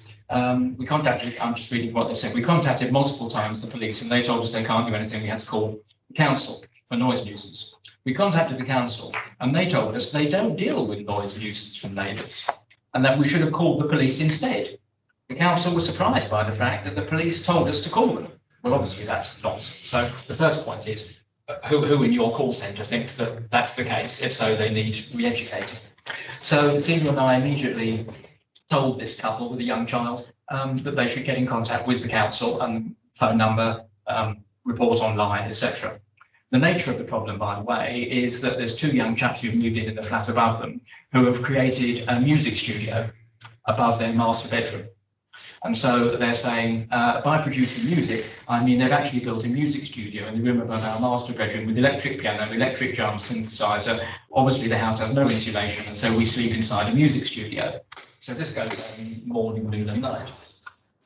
We told them, Tina and I told them to phone up council, report it online. When they phoned up, they couldn't get through. They found when they phoned up that they got given a recorded message which told them that if it was an emergency, it was the police and so on, which obviously it isn't. That instead they should wait until daytime and then contact a daytime phone number. So they started reporting it during the daytime, and they also reported it online, and Zena and I have told them to keep a log, etc., etc. And eventually, after a great deal of pressurising from Zena and myself, we've also brought in, obviously, Hubert and his team, so they're fully aware of all of this. And eventually, an enforcement officer has been and witnessed the noise. But that took a month after we first actually told them to do this. And I think that's totally unacceptable. That has led to the creation of an abatement notice. The abatement notice has still not been forwarded to the agency the state agency that they're renting the property from. And so the noise is ongoing. The latest email I got from this couple was this morning when they said, by the way, the upstairs tenants have not shown any sign of improvement. Yesterday, for example, so we are talking literally yesterday, we had loud music from 5 o'clock till 10 o'clock and quieter music persisting until 2 a.m. There was a lot of coming and going. 10 to 12 people entered and left the premises after 11, banging, doors slammed, hubbub in the common area. So I don't want to focus on one piece of casework, but I want to extrapolate from it concerns about the council's response, because obviously the first response they got saying it's not council's responsibility was downright wrong. Secondly, they reported it multiple times on the phone and on the internet and didn't really get any response at all until Zena and I started chasing it, which shouldn't have to be the case. Thirdly, even when we chased it, and Zena's a cabinet member, it took forever, in my view, for the officer to come along and witness it. And now they have witnessed it, they're dragging their feet, actually sending off the abatement notice to the right people. Okay. And these people, just sorry, but I get phone calls from this guy, particularly on a Monday, Tuesday, Wednesday evening when he feels very powerless because the noise service room doesn't operate on those 3 nights of the week, and that's another problem. And I remember that this panel was quite concerned about that when that was cut out a few years ago, because noise suddenly stopped on Mondays, Tuesdays, and Wednesdays. So that's another problem. But I've had phone calls from him saying, look, I can't phone the police, I can't phone the council, I can't do anything except report something on the internet. And he's been virtually in tears on the phone to me because he's so exhausted, so tired, so depressed, and he just doesn't know where to turn. And I felt really, what I offer him tea and sympathy on the phone, and I've been really upset for him by this whole process, which has been going on for far too long. And it looks to me like a sort of systemic failure in the way that the council deals with noise nuisance. Okay, so it's all right, I'll come back on that, Chair. Yes. I think before I do come back on it, I need to let everyone know around the table that it actually sits under Councillor Duggan as community safety, it doesn't actually sit under me. Hubert does the waste enforcement with me, doesn't do the other enforcement. So this is seen as a community safety issue. But however, what you have said about then contacting customer service. So Elaine is still on the call, but if I need to bring her in, I will. Noise is actually quite a complex area of law. And so it depends on the type of noise. So if it's noise that's being used by building works that's happening, then it triggers off one way of dealing with it. If it's noise in the same dwelling, which this sounds like it's a house, then it becomes a civil landlord issue. And then if it's noise that's happening because of antisocial behaviour. So there's all these kind of different ways of doing things. I'm sure Elaine might mind me saying, one of the things about customer services is that they have to have a first level understanding of multiple services, because they could have a phone call from someone about noise, then have a phone call about someone about parking, and then have a phone call about someone about council tax. So they've got to have a first level of noise, and this might have been a little bit technical for them. However, so that's the first thing. The second thing is the noise team. I agree with you. I think when the noise team was set up to do the kind of Thursday, Friday, Saturday, they were looking at parties and they were looking at kind of nightlife, etc. And that's what they were focusing at. And I think it will be within the gift of this committee to kind of go back to Councillor Duggan and say, look, actually, some of the issues that people are facing is happening on a Monday, Tuesday, Wednesday, and it doesn't work as neatly as scheduled as that. In terms of the phone call where the resident phoned up and said, this is an emergency call, etc., it sounds like they called out of hours line. You do report nighttime noise nuisance to that. So you would have got that. Some people do actually phone up just to ask, like at 6 or 7 o'clock in the evening.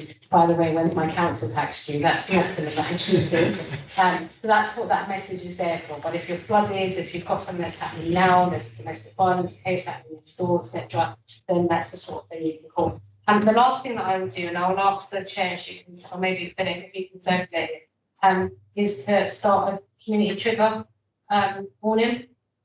So it's something that the residents can trigger if they feel that there's a problem here. I mean, it might not just be affecting one resident. I'm sure if it's as loud as you're saying, it could be affecting a kind of wider road. But it just takes one resident to set up a community trigger. And that is a kind of higher thing than noise. It's noise, ESB, etc., etc. So I can get that circulated. I'm not going to act like I'm an expert. I only found out about this a couple of months ago, and I've been dying to use it in the meeting. So, but I had a resident who basically said, like, I've just triggered the community trigger, and I thought, what's that? And then I've read about it, and I thought, this is amazing. And one of the things we probably need to do is let more people know about it. I don't know about that. I didn't know. Now I thought that, because I thought, did you not know about it? But also, the other thing that I think might need to get involved with this is that if the residential premises is being used as a business premises, because it's being set up as a commercial calling studio, that's also licensing issue. I presume it's a change of use. Well, now it's with the enforcement team. If they need to do the case and figure out who else. But I think I That's a think good that point, might be, that it just might be an angle to also make sure it's being pushed. I'll put that forward to them, because I mean, obviously, you and his team, you know, are on the case. It's just, Yeah, because this is not a domestic, setup. If this number of people are arriving at 11 o'clock at night, it's an actual recording studio that's been set up in a residential property, which is a business operating out of a residential property and causing nuisance. So I think if you were still on the call, that might be something that. He's gone, so I've just turned around to look for him. You know, he's Yeah. gone. So I mean, obviously, I'll ask him to play this back so he can hear what happened. yeah, he knows it. He knows it. But Elaine, is there anything you want to add about the customer service response? I think really if it would be all right with you, councillor, to get us the contact number of the resident who's been affected by this, it means that we can really look into what's happened here, because you're quite right, and obviously you know you're right, that we should have taken that report, whether it was through the out of hours. It sounds like initially it was done through out of hours because the noise was happening in the evening time. But so we can listen to those recordings and find out what was advised and what was given there. We can also trace that through our daytime, because absolutely we should be taking those reports, and that should have got through to the noise enforcement team as quickly as possible to stop that. I mean, it's horrendous for that resident. Definitely. Philip, is that all right if you can link Elaine and Ian together, and then we can get the phone number? Once we have the phone number, we can tap it into our system and get all the recordings. Yeah, I can give you his phone number. Yeah, Thank you. That would be great. Thank you. That sounds stuff. Do you know what? I was wondering. Ian seemed really keen, so I'll let him go first. Sorry. It's both running, as you probably could get. Yeah. Can I just say, really, thank you so much for being so responsive in the last few months or so. Every time I've emailed you, you'll be back, and I appreciate that. You said that quite quietly. Thank you, Seema. That was very quickly. Better than most. The SUD scheme. Our residents inquired a while back about whether SIL money could go towards that, and I know that was being looked into, but I'm not sure if we had a response back on it. It's very quick. I think I know the resident because he's copied me in, and myself and Mark actually only had a discussion about it yesterday, the day before. And I did tell you that I couldn't wait to find, I wanted this crystal, and I forgot what the crystals were called. Selenite crystals. Listen to this, guys. I'm so impressed with what I learned. I didn't even do geography for GCSE, but I so understood it. So, firstly, any money can be used for SUDs. Still money can be used for SUDs, and we can get money from the GLA, Environmental Agency. So we're always tapping into all of them. So we have never left any purse unzipped open to see if there's any money in. Where this resident wants this particular SUD scheme, SUDs only work if the ground underneath can absorb.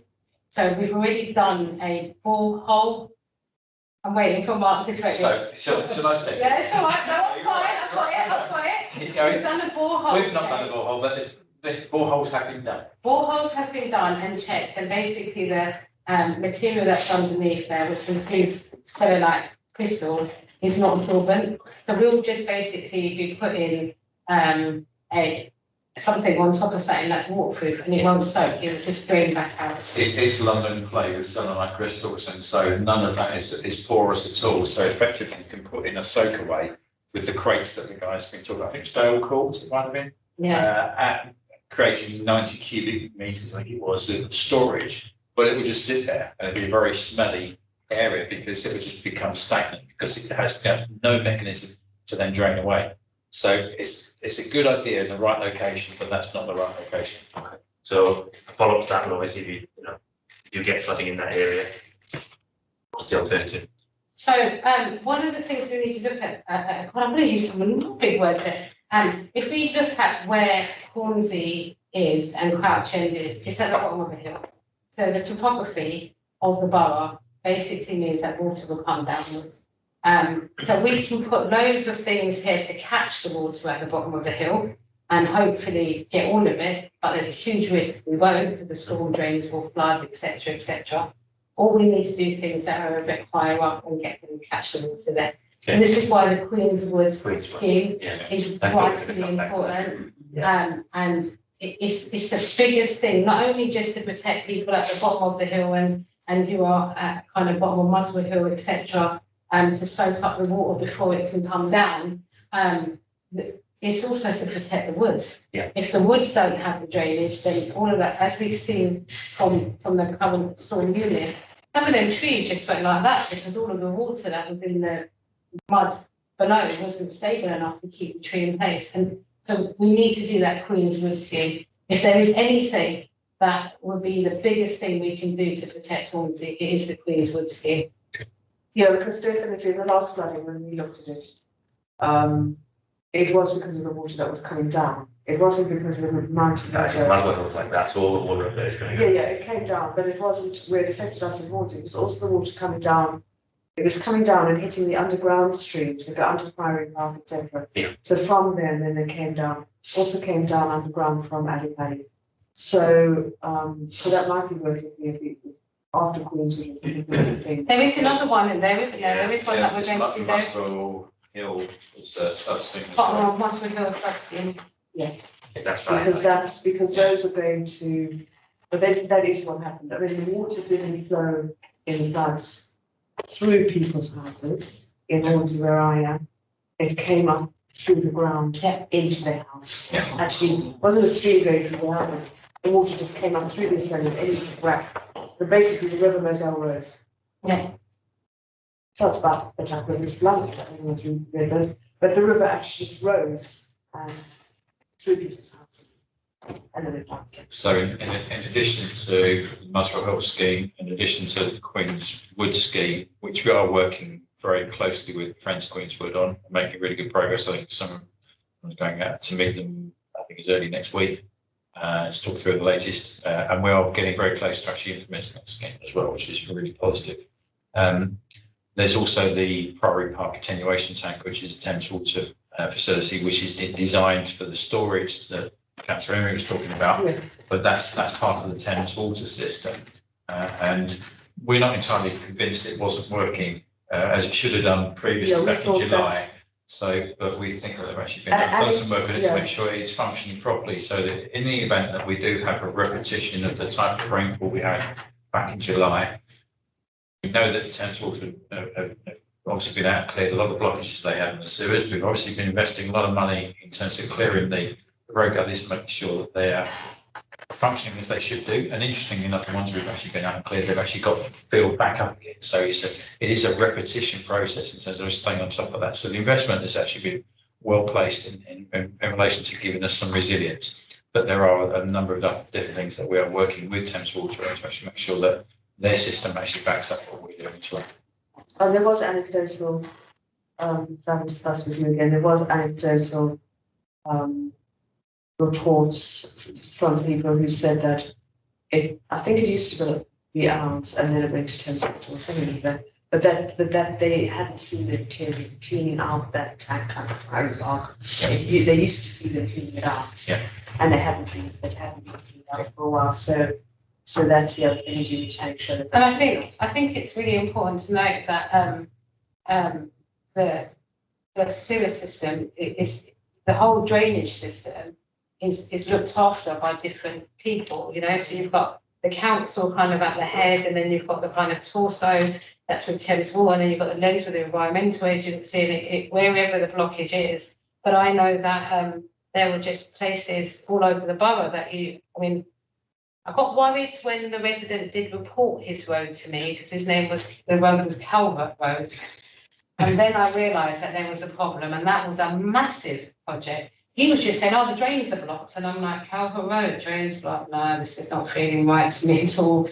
And when they went there, they had to dig it all out. And the whole Calvert was really damaged. And so it was a massive job, and it wasn't just the drain that needed clearing. So it does help if we keep some of the road names to connect to historical waterways. That would be really helpful. There's a garage in Rectory Gardens that had been built on, and then when the flood happened, the Moselle literally runs directly underneath it, and that house, that new build, is completely destroyed. The floorboards were floating. I mean, the entire ground floor was just completely destroyed. Technology. But then people who'd lived there for a very long time said, Jeff, you can't build on those garages because they flood. Yeah. And that knowledge had eventually got lost, that nobody builds on that because of floods. And that's why all farmers got no ground floors, because they know that the river Moselle could burst. Yeah, so. And the other thing is in terms of the Thames water sewerage system was not designed to pick up all the surface water runoff from people's front gardens, where they're actually converting it from gardens to hard standing for parking vehicles. And as a consequence, that when it does rain, there's additional water that's going into the system, and that's part of the reason why it doesn't cope. Yeah. Scott, you know me and Mark talk about drainage forever, Yeah, you know that. we could You call it really have, cancer. you've started saying. Well, unfortunately, because you said something, I have another follow-up question. Oh, here we go. So you talked about Queenswood.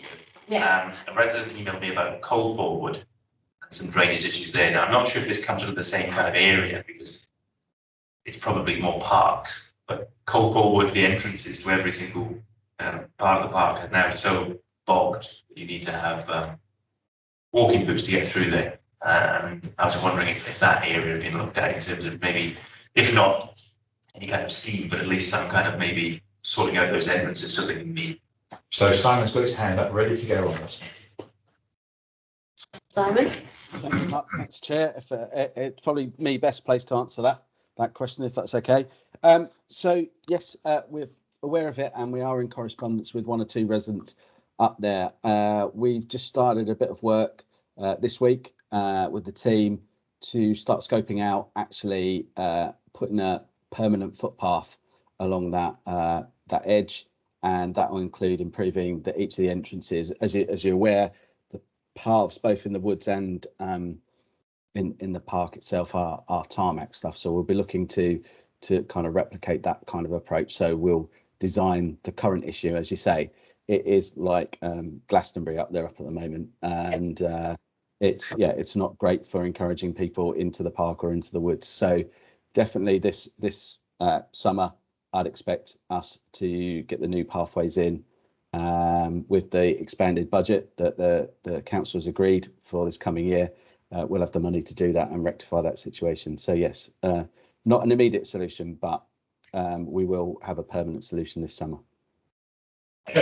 Chair, while Simon's there, Finsbury Park, I'm sure you're aware of this one, but the baseball pitch area on the corner of Endymion Road, last few days, that whole corner, the park itself has been underwater, and it's been flooding out. The westbound side of Endymion Road was completely covered in water a couple of days back, and then that's all rushing down Green Lanes towards Williamson Road and saying that sort of area. That whole area is a big problem area, I think, for drainage and sewage and everything, because it regularly floods on the corner of Williamson Road and Green Lanes as well. And I assume that's sort of interconnected with all the stuff coming out of Finsbury Park on that corner. Chair, if you'd like me to come back on that. So there's an issue with the New River, and it's the banks of the New River are leaking. So that's where a lot of that water is coming from, Ian. And so we're in dialogue with Thames about sorting that out, but they need to lower the level of the New River in order to undertake the work. So I could probably try and come back with a more robust update on that if I ask the team, but that's definitely where we are with. That's the source of the water that's largely coming out and flooding across the baseball field. Right, at least we know what the reason is. Yeah. Thank you very much, Simon. Okay, I think that's, we've done questions. It seems like any further questions? I see you looking at me. No, that's it. Thank you so much. Thank you. Scott, thank you so much for coming. That's right. I've got another item. Then we've got the trees and Oh, yes, and please. I didn't know that was yours. You've got a parking permit though, right? I'm all right. Up until 10 rand, yeah? Thank you everybody. And I'll see you all at Cabinet next week. Thank you. Bye. See you later. Bye.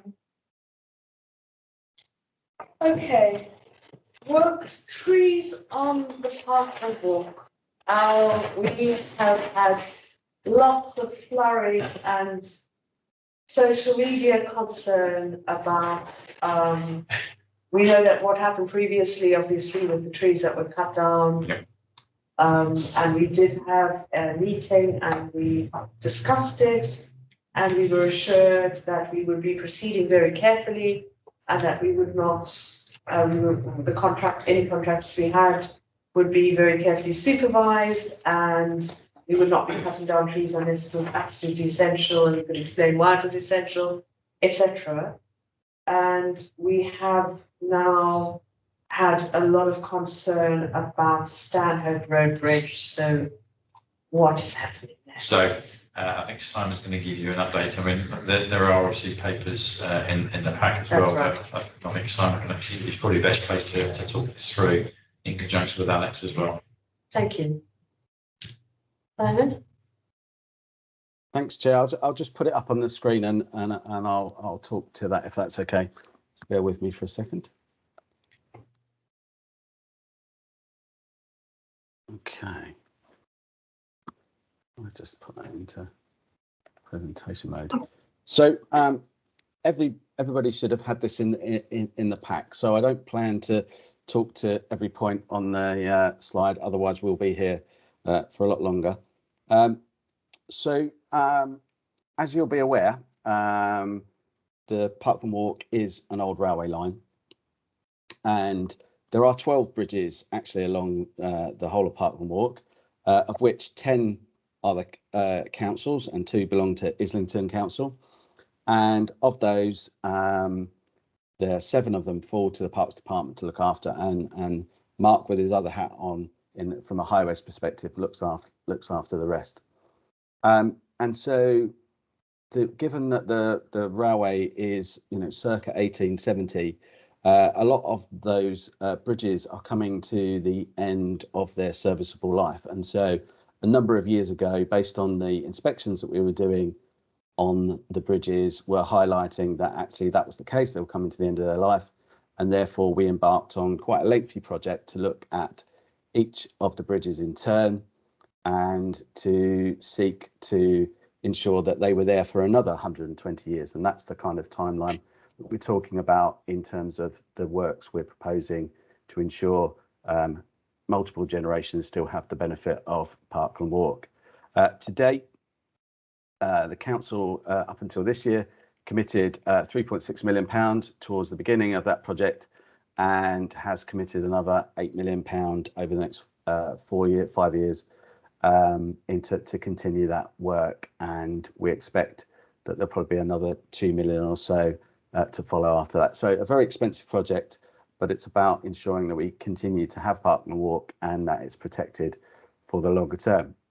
We've completed 2 bridges so far, which didn't require complete replacement. So Upper Tollington Bridge and Vicarage Footpath Bridge have both been renovated in the last year, and those works are completed. And that brings us on to the next one, which is the Stanhope Road Bridge. The rest of them are being monitored and some additional work that is going on there, but Stanhope is very much the next one in terms of the programme.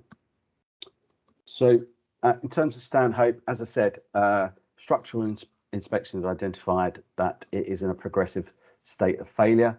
That's the abutments that were the original 2-track abutments that hold up the more modern deck bridge that's over there. And we went through a process of consulting with residents, and we began this consultation by actually asking residents what were their priorities. And as I say there, we've designed the programme and the response to the issue of replacing the bridge with those issues in mind.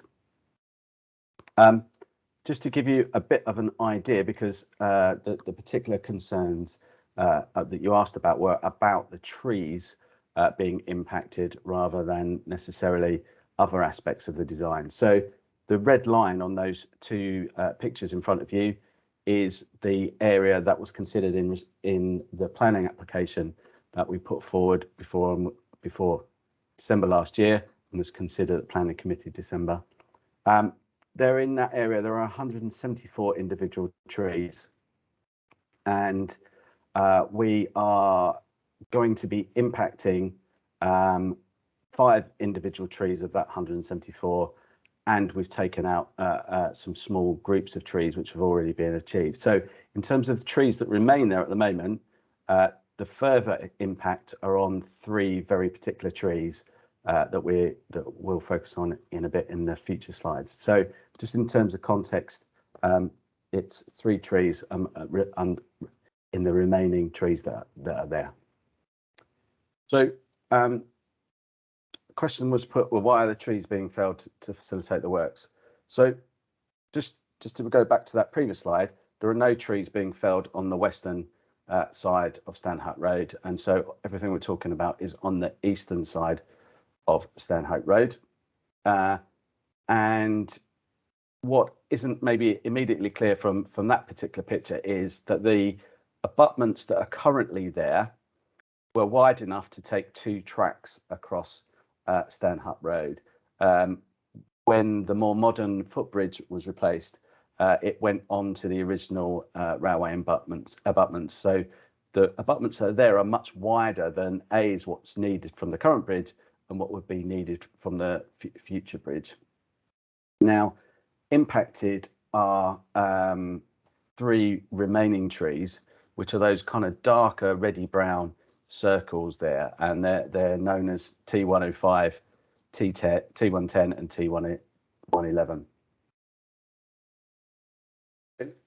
In terms of those particular trees, T105 is what we would, trees are generally categorized in A, B, C and U, A being the most important kind of tree, being a moderate quality tree, C being a low quality tree, and U in terms of not being considered at all.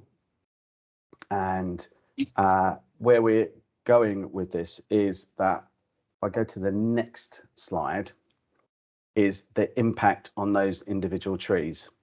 So in terms of, if I take T105 first, you can see from that pink highlighted area is the area that we'll need to excavate in order to remove the current abutments on the eastern side of the bridge. So that red circle is the root zone of T105. So you can see we start to excavate into the root plate of T105. And as you can see from this drawing, that excavation is about 4.5 meters deep, and we begin to impact and have to remove some of the roots of T105 at this particular point. Furthermore, because the bridge has to be taller than the current bridge in order to meet the current highways standards for vehicles passing underneath and not being at risk of hitting the new bridge, the bridge has to be higher than it is now. And therefore, we have to build a new slope from the existing park and walk up to the height of the new bridge. And the green area that you can see there in front of you is the build-up of that bridge, of that new ramp, which would add between 0.5 meter and 1.5 meters of 1.25 meters, sorry, of soil on top of the root plate of T105 and most of the root plate of T111 and a small bit of T110. And as you can imagine, that soil will weigh a significant amount on top of the root plate of T105 and T111. Generally, we wouldn't advise to put more than about 5 centimeters of soil on an existing tree root plate. So you can see it's over 10 times even at the shallowest point of build-up of soil. So that's just to give you another view and the kind of embankment profile and how it would affect T105 and similarly T111 on the other side of there as well. So this brings together those 2 slides you've seen for T105 is impacted both by the excavations for the abutments and also by the build-up of soil on there, and that similar impact on T111. T110 is not so badly impacted, but in terms of facilitating the design of the ramp, that tree would need to be felled as well. So that's in mind with proposing that we will fell those 3 trees in there, in the sense that those trees, certainly T111 and T105, will be killed as part of the works if they were left in situ. They may not die instantly, but they certainly would likely to die very soon as a result of the weight and excavation of the roots. In terms of why is the height of the bridge being raised, well, as I've said, we need to raise the height of the existing bridge to meet the current highway standards, and it's to make sure that we don't have any bridge strikes in terms of vehicles hitting that, and it does future-proof the route should TfL ever want to put double-decker buses up and under that bridge. And it's certainly not related to wanting to put heavier trucks or anything like that down the road. It's purely to meet the current design standards that we're asked to work to. I'll stop there for a moment, and maybe if there's any questions on that, and then we can update on a couple of questions that were posed to us in terms of the update from the last scrutiny meeting. Thank you. Are there any questions? So, yeah, thanks for this. I think it's a really thorough report, especially the parts in terms of what type of trees are being removed and such like that. One of the issues raised last time, there were issues involving park and walk and trees being taken down, was the issue surrounding certain trees being taken down on top of the trees that were already planned to be taken down, as in extra trees on top. And of course, what some residents put this towards was contractors not quite knowing which trees to be taken down and just taking down general areas. I was wondering what would be planned to try and stop this from happening in this situation as well, just to make sure that there was no further reduction to trees than was actually needed. Yeah, happy to answer that, Chair. So so I think there are 2 things. There's an answer about this particular bridge, but there's also a wider piece of work that we're doing on the remainder of the park and walk. So in terms of these 3 trees, these are 3 very specific trees. We've assessed all the other trees. They'll certainly be marked up as the only trees to fell in those locations, and Alex and colleagues will be around to supervise their removal. We could be no clearer, shall we say, about the sensitivities on trees on Park and Walk, and therefore, given that we're the other side of the pandemic now, we will be ensuring that there's very close supervision of any tree removals on Parkland Walk, as well as these 3.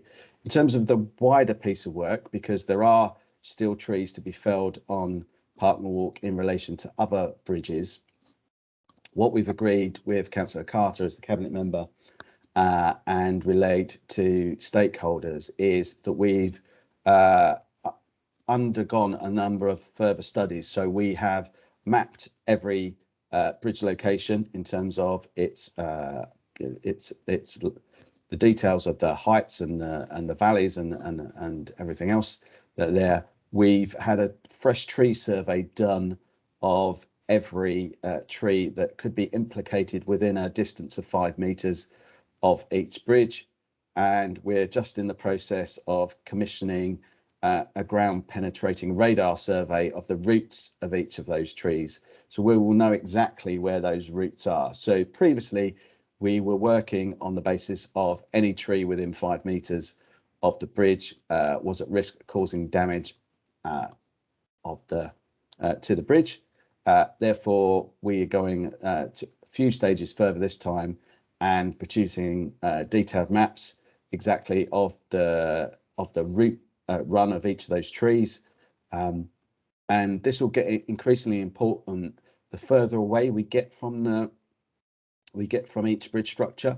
So if we've got a large sycamore tree within a meter of a bridge, it's highly likely to be detrimental to the structure of that bridge and its foundations. The more we get out to 5 meters, I think there is a judgment call in terms of having had this extra information. It's not something we've done previously, so it's new and more detailed investigations.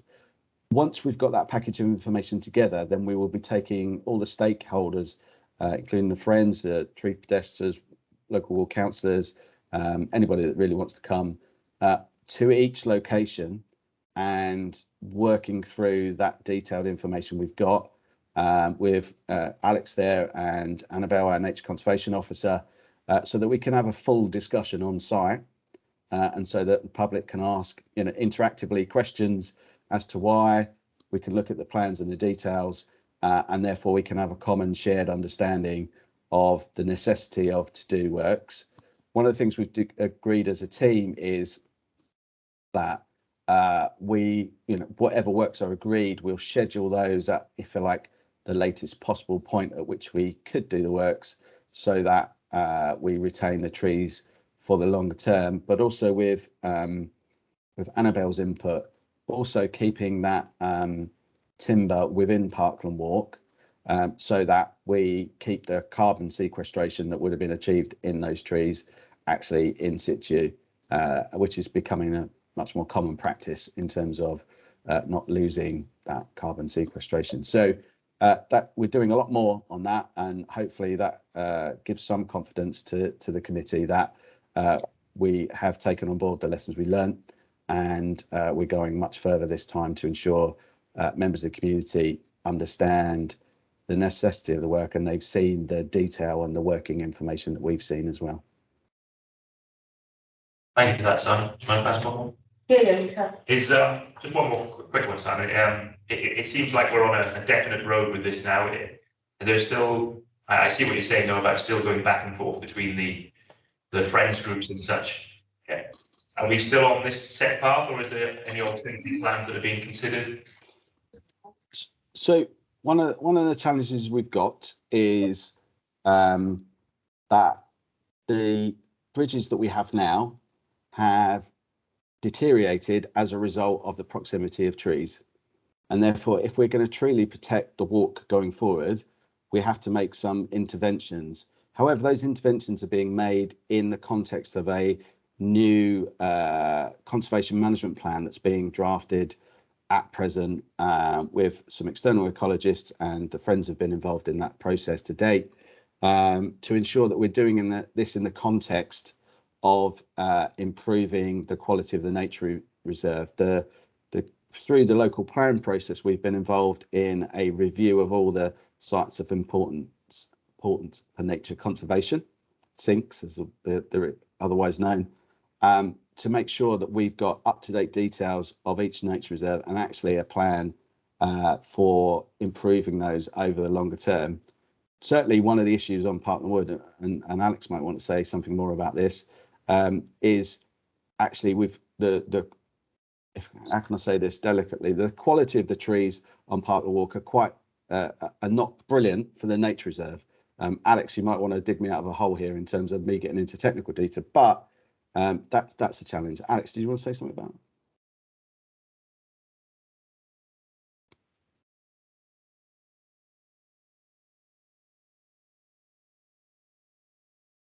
I'll turn yourself off. I think he's gone. He's trying to do it. Yeah, I was looking for the button. Here we go. Stop working. Yeah, I mean the most prominent tree on the Parkland Walk is sycamore, self-seeded. That's become the most dominant tree. It dominates most areas of the Parkland Walk, and there's a lot of them have been colonised by a disease called sooty bark disease, which is it's thought to be endemic in the tree. And once those trees become under stress by drought, etc., it sort of emerges and causes the trees to die back. So there is a lot of dieback of these sycamores in the Parkland Walk, and certainly a lot of the ones that are near to the bridges are sycamores. So if they're not taken out now, they would be dying back quite soon anyway. Once the disease does appear, they tend to die quite quickly. So although that is it's a bad thing, I suppose, at the moment, what it will do, it'll open up space in the woodlands for other trees to self-seed, which might be more beneficial species, more native species. I appreciate both of your comments on that, very thorough, thank you. Thank you. If I could just come in, we're onto the third bridge and we're facing similar public concern. And a story, the stories kind of, they generate their own momentum. And the reasons why things are being done, because we have learned the lessons, it sounds like, from what happened previously, get lost in the momentum of, oh, the council's just cutting down trees. So I think what we really need to be looking at as well as our comments around this. Yeah. And I think what might be, we're talking about having meetings, etc., with interested groups, but we're also going to have all the users of the Park and Walk who are not in any of those groups, who just pick up on these stories and then they run. So I think what might be useful to think about is even once we've identified which trees are going to be placed at risk because of the works that have to be done to raise the height of a bridge because we have to comply with highway code, you know, that's and we have the choice of either fixing the bridge or alternatively getting rid of the bridge entirely, which will mean getting rid of all the trees as well, because obviously there won't be anything there to be a road. I think that possibly like large metal notice boards, because in the end it might be an expense, but in the end it might actually cost us less money and officer time, etc., dealing with the story that is generated because we're cutting down trees. So I think that where it needs to be done, the comms, we can put things out on Facebook and Twitter and so on, but on something like the Parkland Walk brings in a lot of people from a very large area who use Parkland Walk, because you know, my husband now uses it to get to Blackstock Road to work every day. And he either walks or cycles Parkland Walk. So,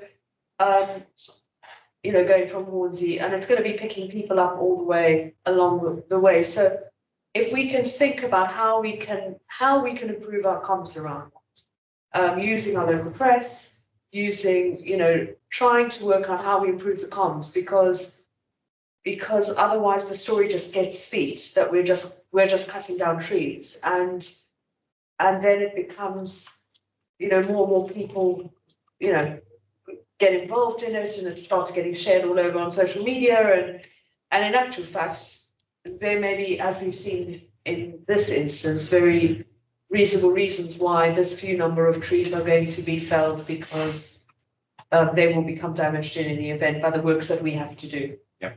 So that's just a takeaway that I think really needs to be looked at.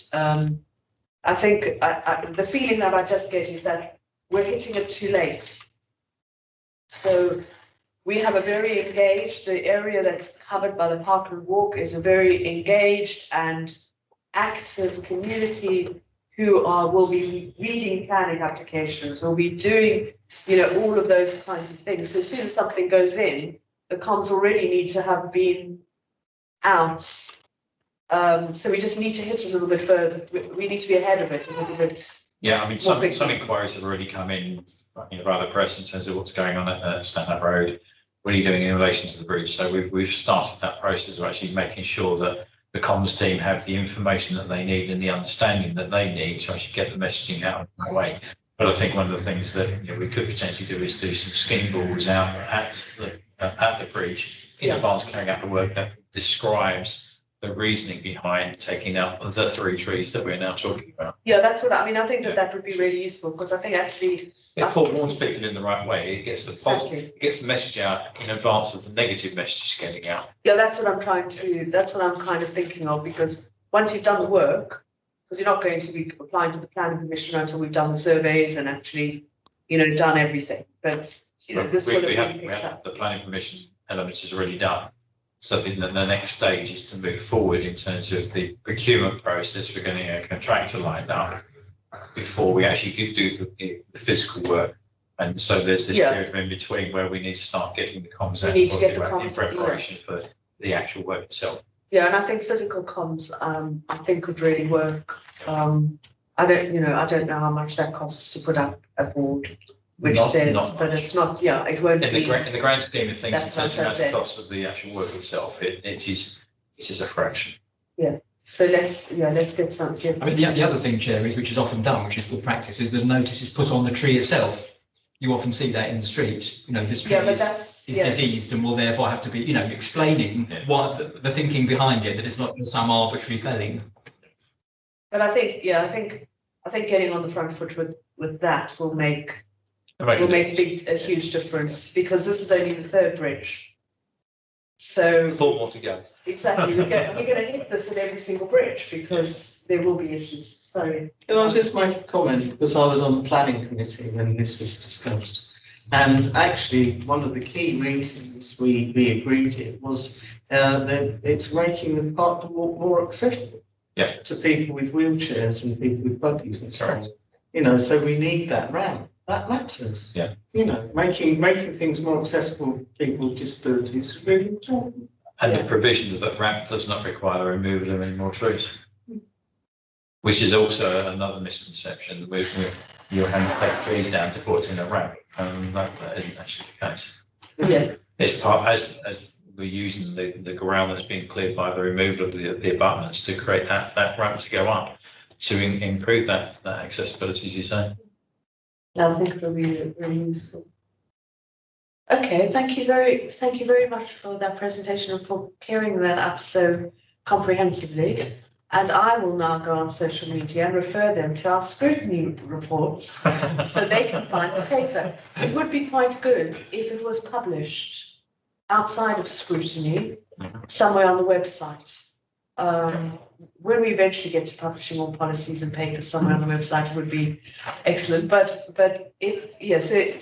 that we could point people to it. Simon and I will have a conversation about that. Thank you very much. Okay. Thank you. Thank you. Okay. I think you're just onto your works programme, aren't you? What? Sorry? I think you're onto your works programme now. Yes, we're into our work programme. Okay, so you may leave us. Thank you very much. Thank you so much, Right. Martin.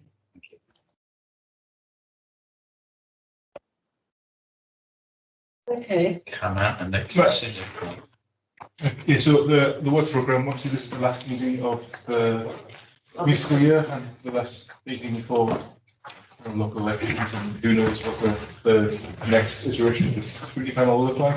So I guess it's just to note the work programme and the work that the panel has done over the past 12 months or so. That was probably worth highlighting that we started some of the